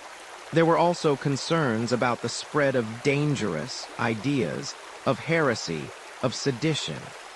Governments and churches quickly realized the power of the press and began to implement censorship. An early, ultimately futile attempt to put the genie back in the bottle. Historians still debate whether the printing press was the primary driver of the Renaissance and Reformation, or merely an accelerant for changes already underway. But its role in amplifying those movements is undeniable. The age of the unique, handcrafted manuscript was slowly fading, replaced by the era of the identical, mass-produced book. And with it, the very act of reading began to change. No longer a communal activity, often involving a scribe reading aloud to a group, reading slowly began to become a private, individual pursuit. You could sit alone with your thoughts, absorbing the words at your own pace, pondering, reflecting. It was a quieter revolution, perhaps, but one that fundamentally reshaped how you, as an individual, interacted with knowledge. The seeds of modern literacy were sown, and the words, once bound by laborious hand, were now truly free to explode across the world. You lean closer now, not to a screen, but to the faint, almost imperceptible scent of iron gall ink and the subtle rustle of dried parchment. Imagine your hand, not scrolling a mouse, but gripping a sharpened reed, or perhaps a feathered quill, its tip poised over a surface that feels like stiff, cured leather. You're not just reading words, you're witnessing their very birth, stroke by arduous stroke. The light from a flickering oil lamp casts long, dancing shadows on the wall, illuminating the delicate dance of ink on vellum. This isn't your comfortable modern armchair. This is the quiet, dimly lit scriptorium of the past, where the very act of putting words to paper was an act of profound dedication, almost a sacred ritual. You remember how the Roman Empire spread Latin like wildfire, right? Well, with that linguistic dominance came a certain style of writing. Picture those grand, imposing Roman inscriptions, all capital letters, carved into stone with a permanence that screamed, "We were here, and we meant business." On papyrus and later parchment, these formal capitals, known as capitales monumentales, became capitales quadrata for formal books, sturdy and unyielding. But imagine trying to write a whole novel, or even a lengthy letter in all caps constantly. It's slow, it's cumbersome, and frankly, a bit shouty. So over time, a more rounded, fluid version emerged for everyday use, the capitales rustica, still all capitals, but quicker to execute. Then came the uncials, a fascinating leap where letters started to break free from the invisible lines, becoming more curved and flowing, almost hinting at what was to come. These were big, bold, beautiful letters, perfect for sacred texts, like trying to write with tiny, artistic marshmallows. But here's the thing about handwriting. It's always trying to get faster, more efficient. Just like you probably try to type fewer words for a quick text, scribes wanted to get their ideas down without developing permanent wrist cramps. And honestly, considering the effort, you'd probably have thrown the quill across the room and gone back to carving tally marks on a bone. Your modern, fast food delivery app-trained thumbs would simply not survive the sustained, meticulous effort required. You'd be looking for the nearest scribes' union, probably. As the Roman Empire faded and the so-called Dark Ages descended, the meticulous craft of writing found refuge in monasteries. Imagine monks, hunched over their desks, often in freezing conditions, their breath fogging in the air, copying text after painstaking text. They were the custodians of knowledge, the human photocopiers of their era, often literally illuminating the texts with intricate, vibrant art. During this period, across Europe, a multitude of local scripts evolved, each region developing its own distinct hand. It was a chaotic, beautiful mess, like everyone suddenly deciding to invent their own font on a whim.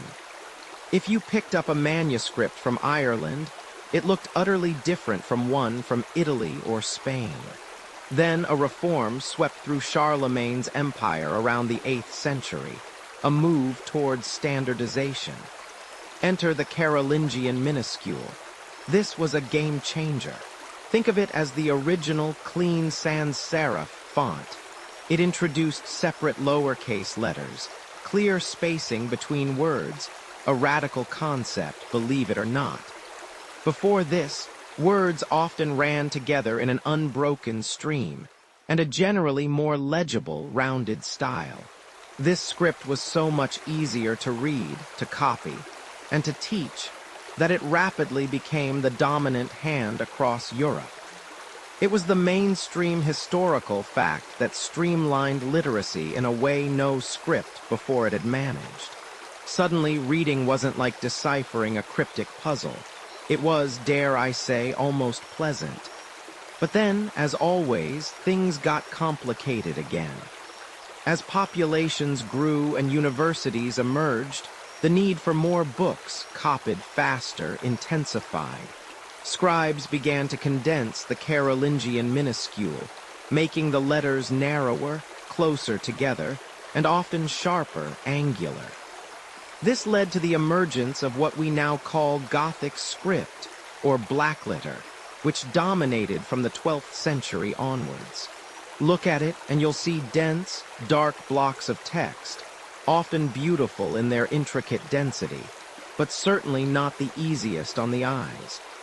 It was efficient for packing a lot of words onto expensive parchment, but you'd probably need a magnifying glass and a serious cup of coffee to get through it quickly.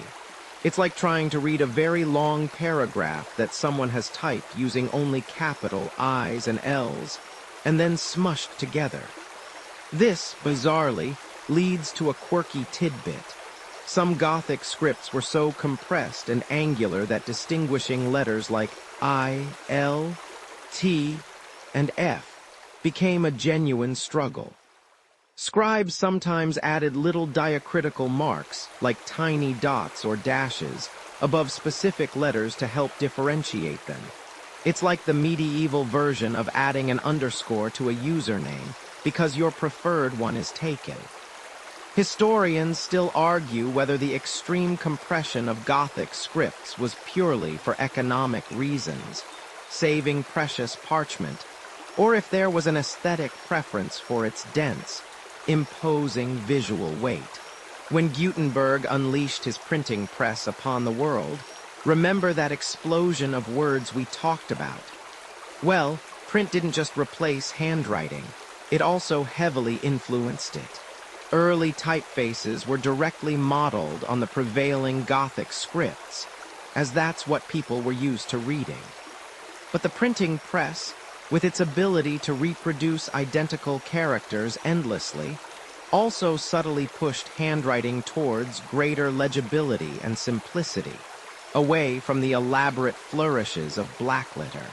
As the Renaissance blossomed, There was a renewed interest in classical antiquity, and with it, a rejection of the barbaric Gothic style. Scribes and humanists looked back to the clearer, more open Carolingian minuscule, mistaking it for true Roman script, and developed what we now call humanist minuscule. This script was the foundation for many of the typefaces you read today. The elegant, flowing Roman typefaces like Times New Roman. From there, the graceful, slanted italic script also emerged, born from the desire for speed and a more personal, less formal hand. Suddenly, your perfectly formed capitals were about as useful as a chocolate teapot in a heat wave.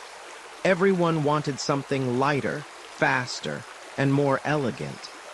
The centuries marched on, and handwriting continued its elegant evolution.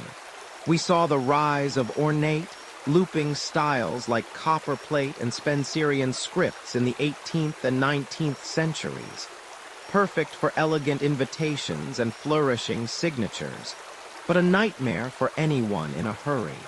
These were taught meticulously in schools, a rite of passage for polite society. Think of those beautiful, perfectly sloped letters you see in old love letters or official documents.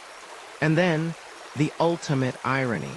The very tools of writing changed dramatically. From quills to steel nibs, then to the revolutionary ballpoint pen in the 20th century. The ballpoint, cheap and reliable, liberated people from inkwells and smudges, making quick, informal writing ubiquitous. It ushered in an era where speed and convenience trumped calligraphic beauty, forever transforming the way our hands interact with the written word. Punctuation's polite pause, explore the slow, sometimes chaotic birth of modern reading aids.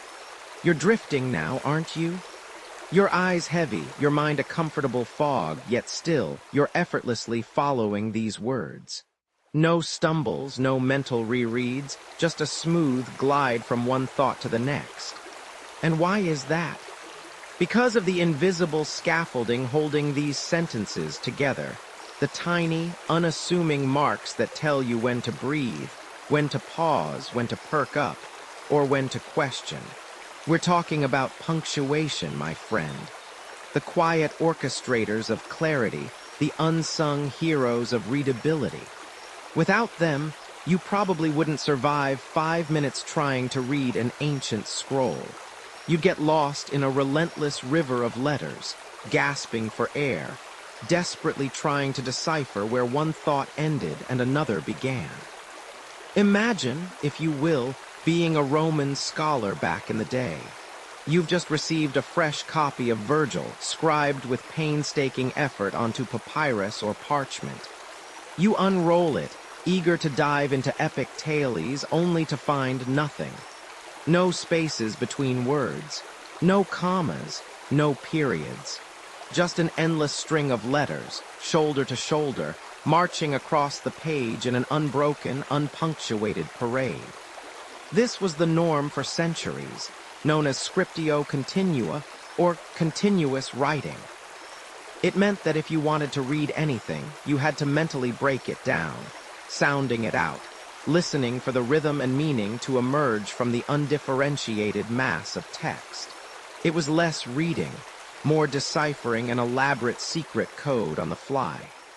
It made silent reading nearly impossible, a mental marathon only for the most dedicated. Your brain, accustomed to the neatly compartmentalized information of the modern age, would simply melt.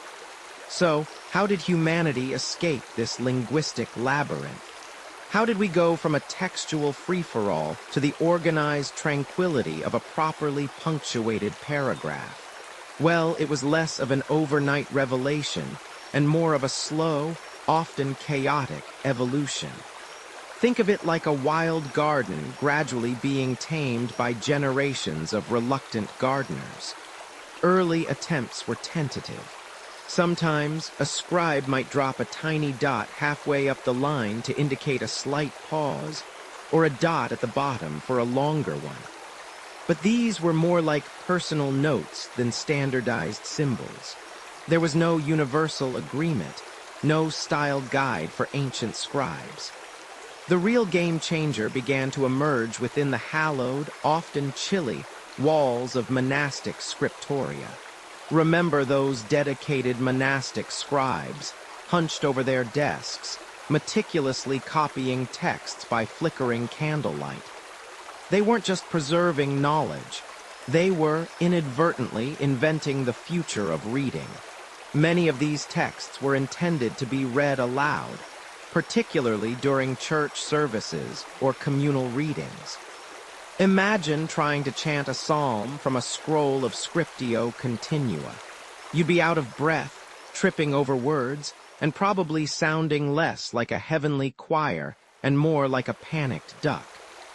It was the necessity of clear, intelligible oral delivery that truly spurred the development of systematic pauses. The Irish monks, in particular, are often credited with being trailblazers in this regard. As they copied Latin texts, often for audiences who didn't speak Latin natively, they found it crucial to introduce spaces between words, a revolutionary concept at the time. This innovation alone was a monumental leap forward, making the act of reading significantly easier. Before this, the notion of words as distinct units was primarily a spoken concept, not a written one. From there, the concept of marking longer pauses began to solidify. The early forms of what we now recognize as punctuation marks started as simple dots or short lines. The Romans, for instance, used a system of points at different heights to indicate the length of a pause. A point at the bottom indicated a short pause, at the middle a medium pause, and at the top a long pause. These were precursors to our modern comma, semicolon, and period, though their usage wasn't always consistent. The word comma itself comes from the Greek comma, meaning a cut-off piece or clause, referring to a short clause that required a brief pause. The question mark evolved from a special mark used in Latin to indicate a question, often a Q for quaestio placed over an O, which eventually merged into the familiar squiggle. The exclamation mark, equally dramatic, is thought to have come from the Latin word io, meaning joy or hurrah, with the I placed above the O, which then morphed into our vertical line with a dot. But even with these nascent marks, standardization remained elusive for centuries. Scribes often improvised, using their own personal systems. It wasn't until the advent of the printing press, that glorious revolution sparked by Gutenberg, that punctuation truly began its journey towards global consistency. Printers, keen to make their books as readable and accessible as possible to a wider audience, began to adopt and standardize the more effective punctuation marks.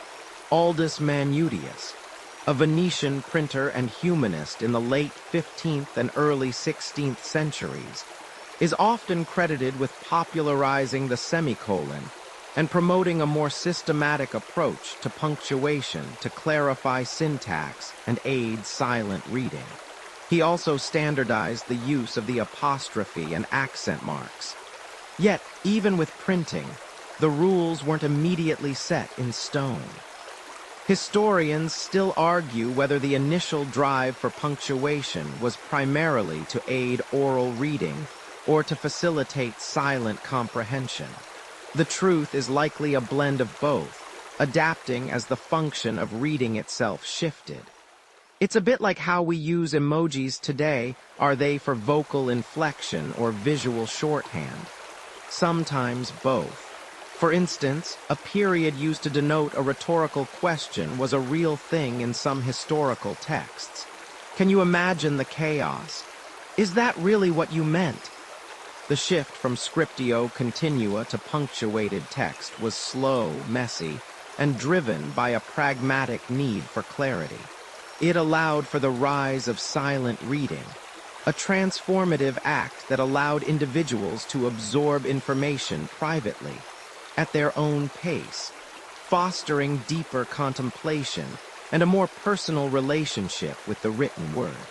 It's funny to think that something as fundamental as a comma was once a radical innovation, saving generations from breathlessness and grammatical despair.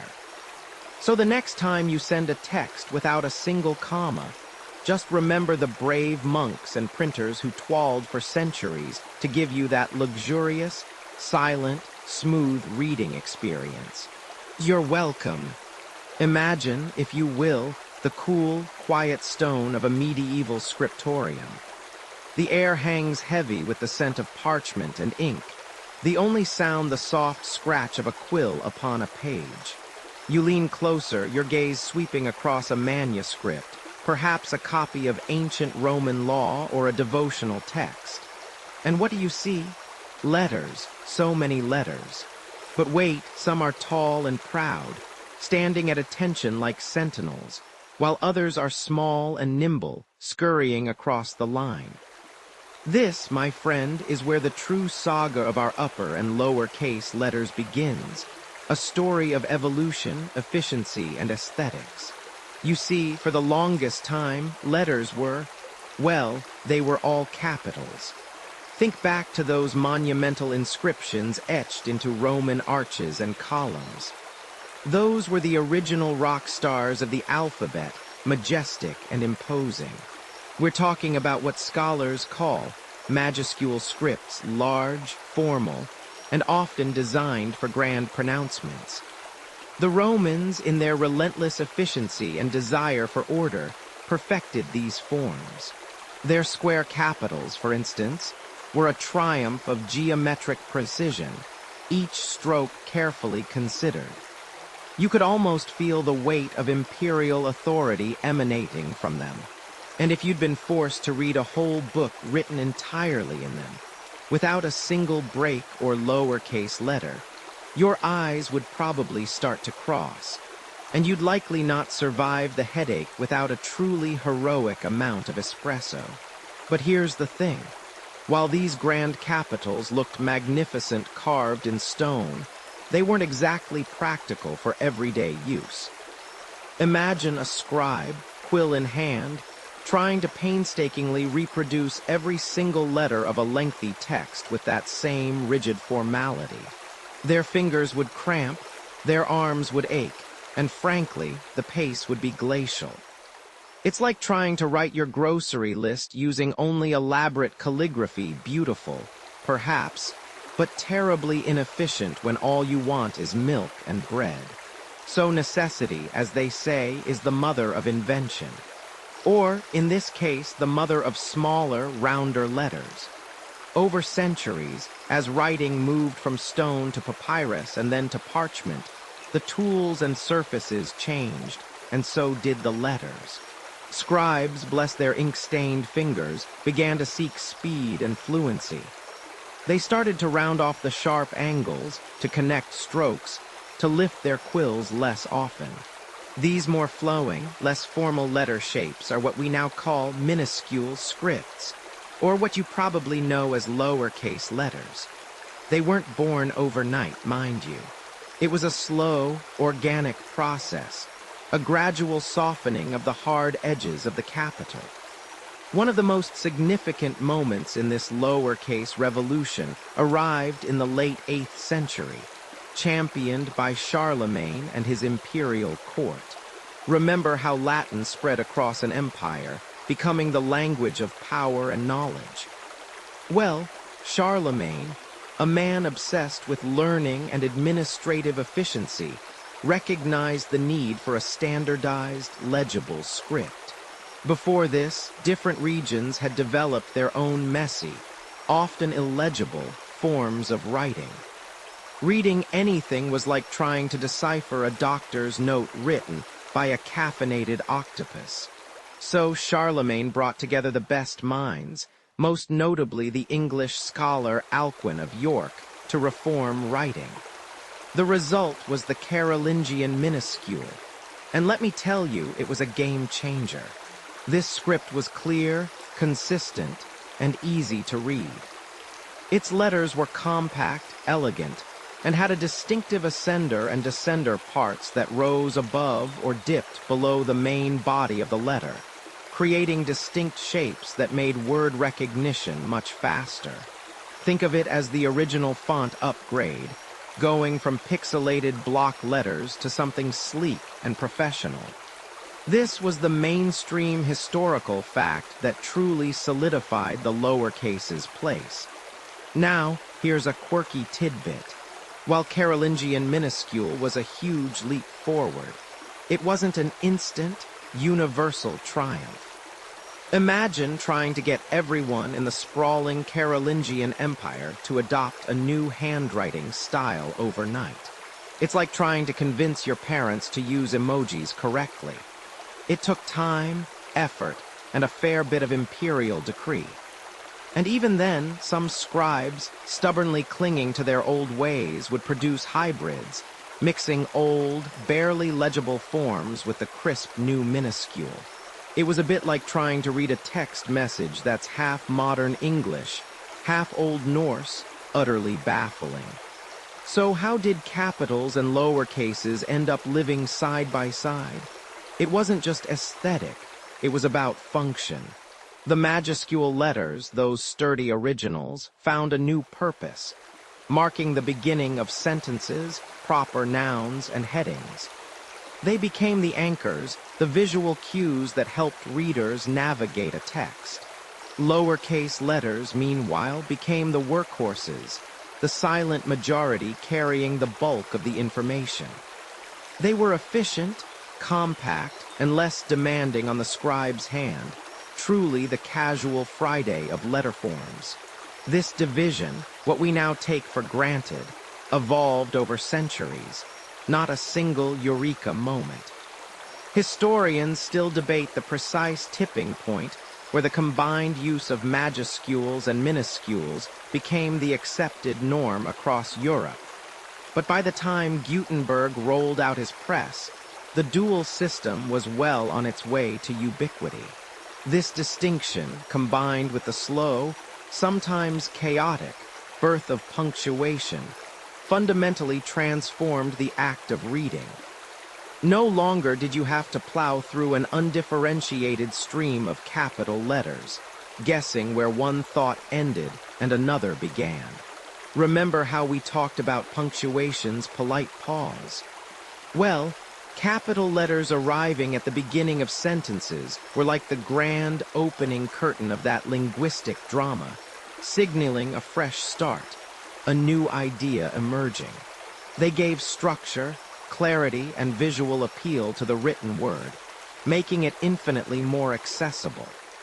From monumental declarations carved in stone to the intimate whispers of a medieval manuscript, the journey of the alphabet's two cases is a testament to humanity's unending quest for clearer, faster, and more beautiful communication. The digital alphabet's new dawn, journey into the modern era where letters live on screens.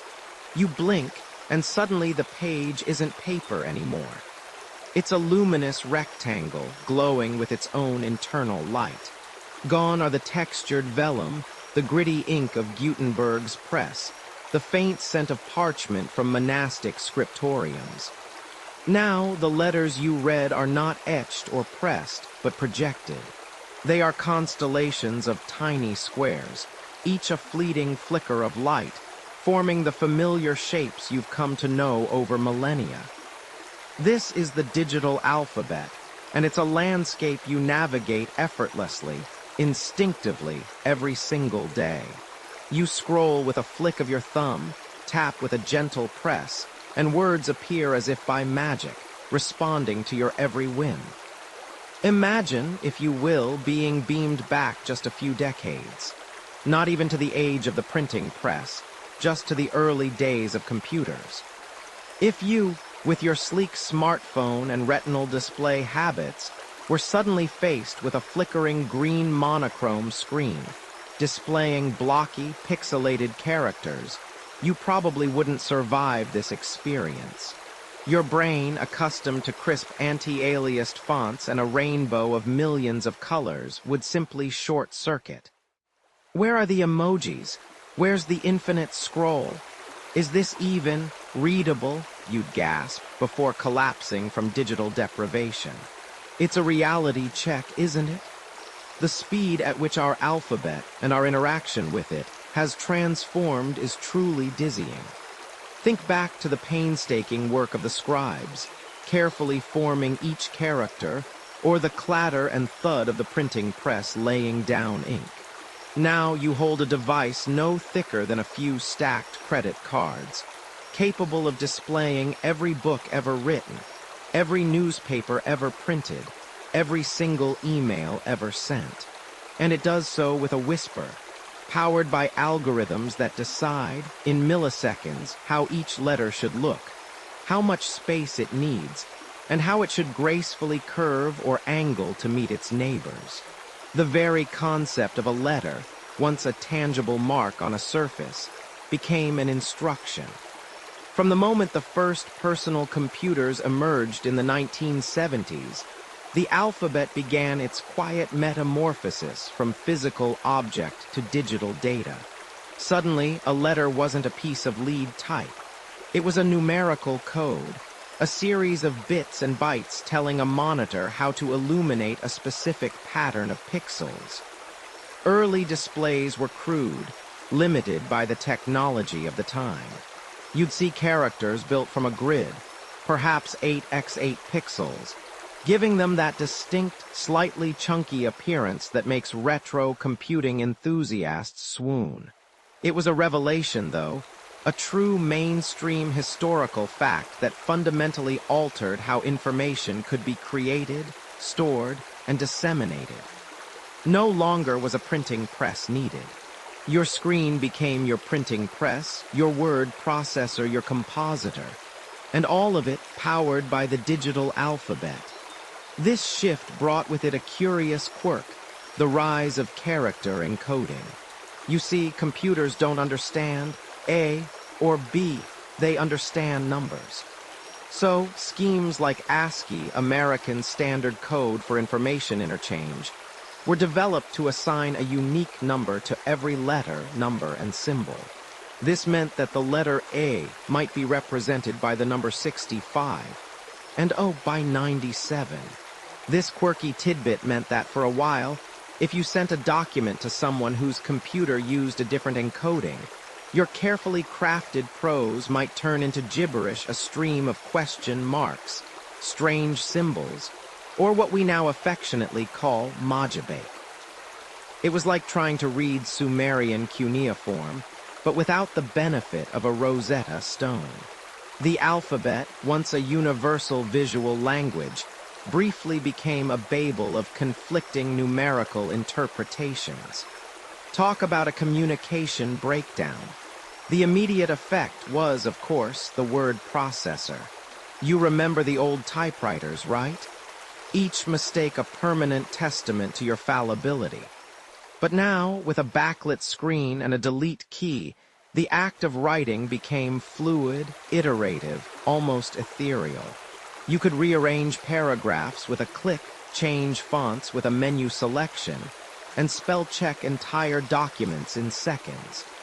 It was a liberation for writers, freeing them from the tyranny of correction, fluid, and crumpled drafts.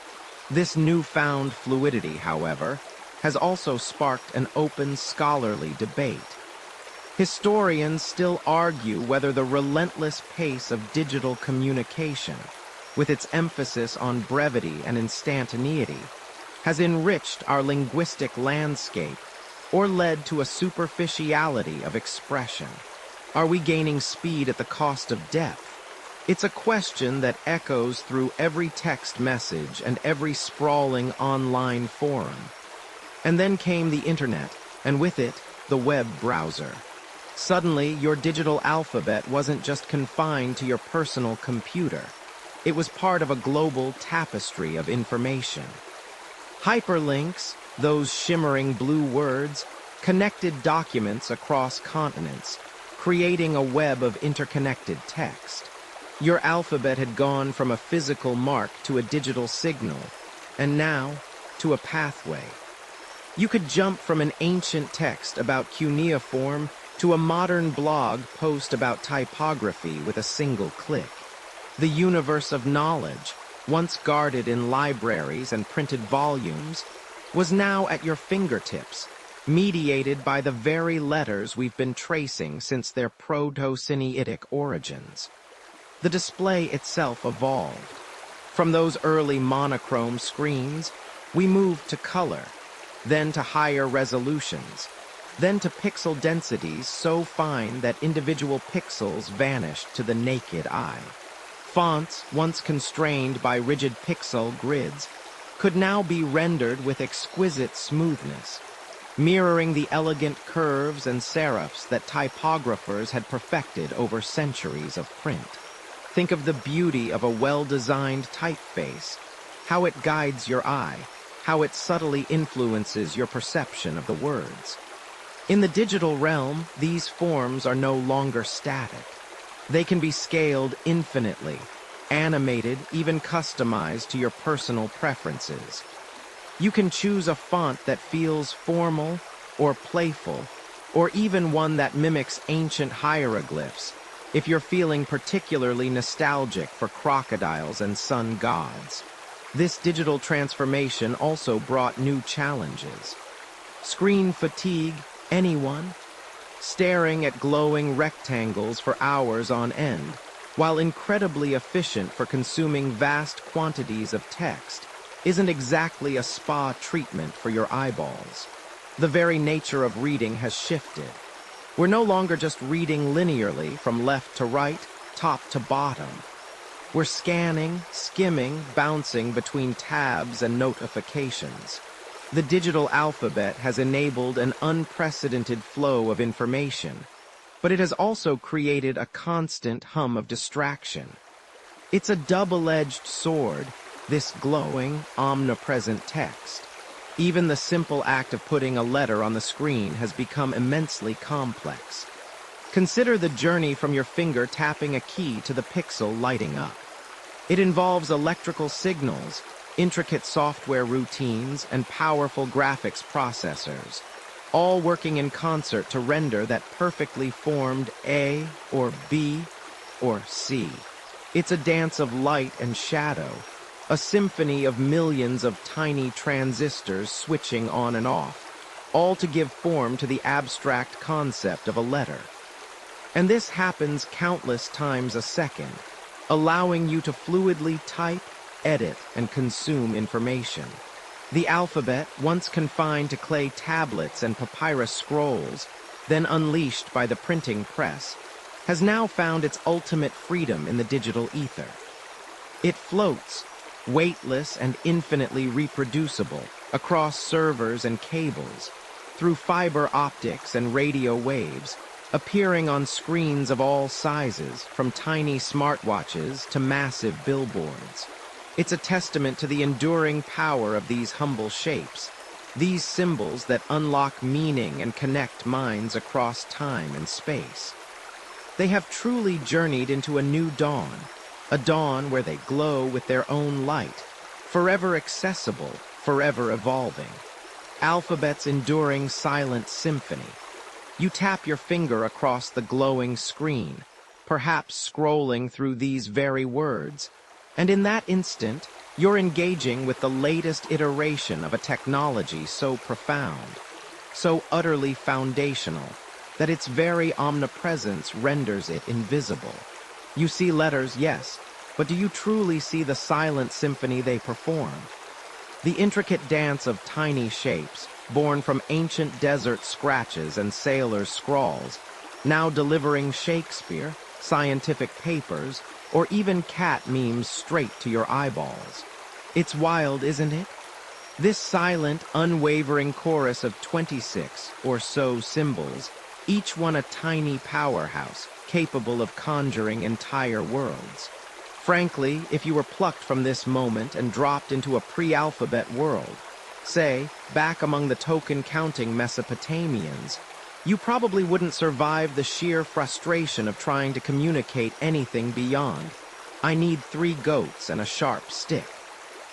Your modern brain, so accustomed to the lightning-fast precision of phonetic writing, would simply short-circuit. Consider the sheer audacity of it all. Those clever Phoenician traders, remember them, sailing their ships across the azure Mediterranean, weren't just moving goods. They were unwittingly planting the seeds of universal literacy. They streamlined a messy system, stripping away the ornate pictograms of the Egyptians and the cumbersome wedges of the Sumerians, giving us instead a lean, mean, phonetic machine. And then the Greeks, with their customary flair for refinement, added the vowels, a move so deceptively simple, yet utterly revolutionary. It was like suddenly being able to taste all the flavors in a dish, not just the main ingredients. Before vowels, speech was a series of consonantal grunts and guesses. After, it became a clear, melodic stream. This wasn't just about making reading easier. It was about democratizing knowledge. No longer did you need years of arduous study to decipher sacred hieroglyphs or thousands of cuneiform signs. Now, a relatively small set of symbols could represent virtually any spoken word. This simplification, this elegant reduction, had ripple effects that continue to reverberate. It meant that laws could be clearly written and understood by more than just a priestly elite. It meant that philosophical treatises, like those penned by Plato and Aristotle, could circulate beyond small, cloistered academies, laying the groundwork for Western thought. It meant scientific observations, from astronomical charts to anatomical drawings, could be accurately recorded and transmitted across generations, building an ever-expanding edifice of human understanding. Historians still argue whether the invention of the alphabet caused the rise of Greek philosophy and democracy, or if it merely facilitated an existing cultural shift. But there's no denying the correlation. It's hard to imagine Socrates holding a town hall meeting if he had to carve out every single word in clay tablets. Think of the sheer convenience. You no longer needed a dedicated scribe, perched with his stylus and clay, to jot down your grocery list or a quick note to your neighbor about borrowing a cup of sugar. Though, honestly, if my neighbor needed to borrow sugar that badly, I'd just give them the whole bag. This accessibility, slowly but surely, chipped away at the monopoly on knowledge held by the privileged few. Remember the monastic scribes, toiling away in dim scriptoria, meticulously copying texts. Their work, while vital for preservation, was slow and expensive. Then came Gutenberg with his revolutionary press, and suddenly, words exploded across the continent like a burst dam. Books, once luxury items for the super-rich, became accessible to a wider populace. The letters, those same humble symbols perfected by the Greeks and spread by the Romans, now flowed onto pages at an unprecedented rate. Even the seemingly minor tweaks we discussed, the arrival of punctuation, giving sentences a polite pause, or the grand entrance of capital letters, separating the important from the less important, all contributed to making the written word a more effective, user-friendly tool. Imagine trying to read this entire script without a single comma, period, or uppercase letter. It would be an exhausting, breathless jumble, wouldn't it? Like trying to untangle a ball of yarn after a particularly energetic kitten got to it. The alphabet became the very backbone of our institutions. Legal codes, religious texts, scientific journals, literary masterpieces, all constructed brick by careful brick from these fundamental symbols. It empowered individuals, allowing them to read, learn, and form their own opinions, challenging established authority. It fostered communication across vast distances and through the corridors of time. A letter written centuries ago can still speak directly to you, resonating with thoughts and feelings uncannily similar to your own. It's a remarkable feat of human ingenuity, really. Consider a quirky tidbit. The Hawaiian alphabet, one of the shortest in the world, has only 12 letters, 7 consonants and 5 vowels. Yet, with just these 12 symbols, it's capable of representing the entirety of the Hawaiian language, proving that sometimes less truly is more, especially when you're trying to impress someone with your linguistic efficiency. The alphabet, in all its various forms, has been the quiet engine behind human progress, allowing us to record our triumphs, lament our failures, share our discoveries, and spin our wildest tales. And now, as you drift towards the edge of your consciousness, surrounded by the digital hum of the modern world, those very same ancient symbols shimmer on your screen, pixelated and ephemeral, yet still carrying the weight of millennia of human endeavor. The journey of the alphabet, from Proto-Sinaitic scratches in the desert to the glowing pixels of your smartphone, is a testament to our enduring need to communicate, to capture the fleeting thought, to make sense of the vast, chaotic world around us. Take a slow, deep breath. Feel the gentle rise and fall of your chest. The letters, those faithful companions, are always there, waiting patiently to tell another story, to unlock another secret, to bridge another gap between minds. They are a silent promise, whispered across time, that you are not alone in your thoughts, that others have walked these paths, dreamed these dreams, and sought answers to the very same questions that flicker in your own mind. The journey of these simple shapes, from a rock face in a forgotten cave to the intricate circuitry of a microchip, has been one of tireless evolution, driven by the persistent human urge to leave a mark, to send a message into the future. They have helped us build cities, explore galaxies, and understand the tiniest particles of existence. They are the very foundation upon which our collective knowledge rests, a vast, invisible library that exists all around us, in every book, every screen, every whispered word. Allow your mind to gently release the stories of wedges and hieroglyphs, of sailing Phoenicians and studious monks. Let the echo of Gutenberg's press fade, and the glow of digital letters soften. The alphabet, in its magnificent simplicity, has done its work, guiding you through the annals of human communication. It's a comforting thought, isn't it?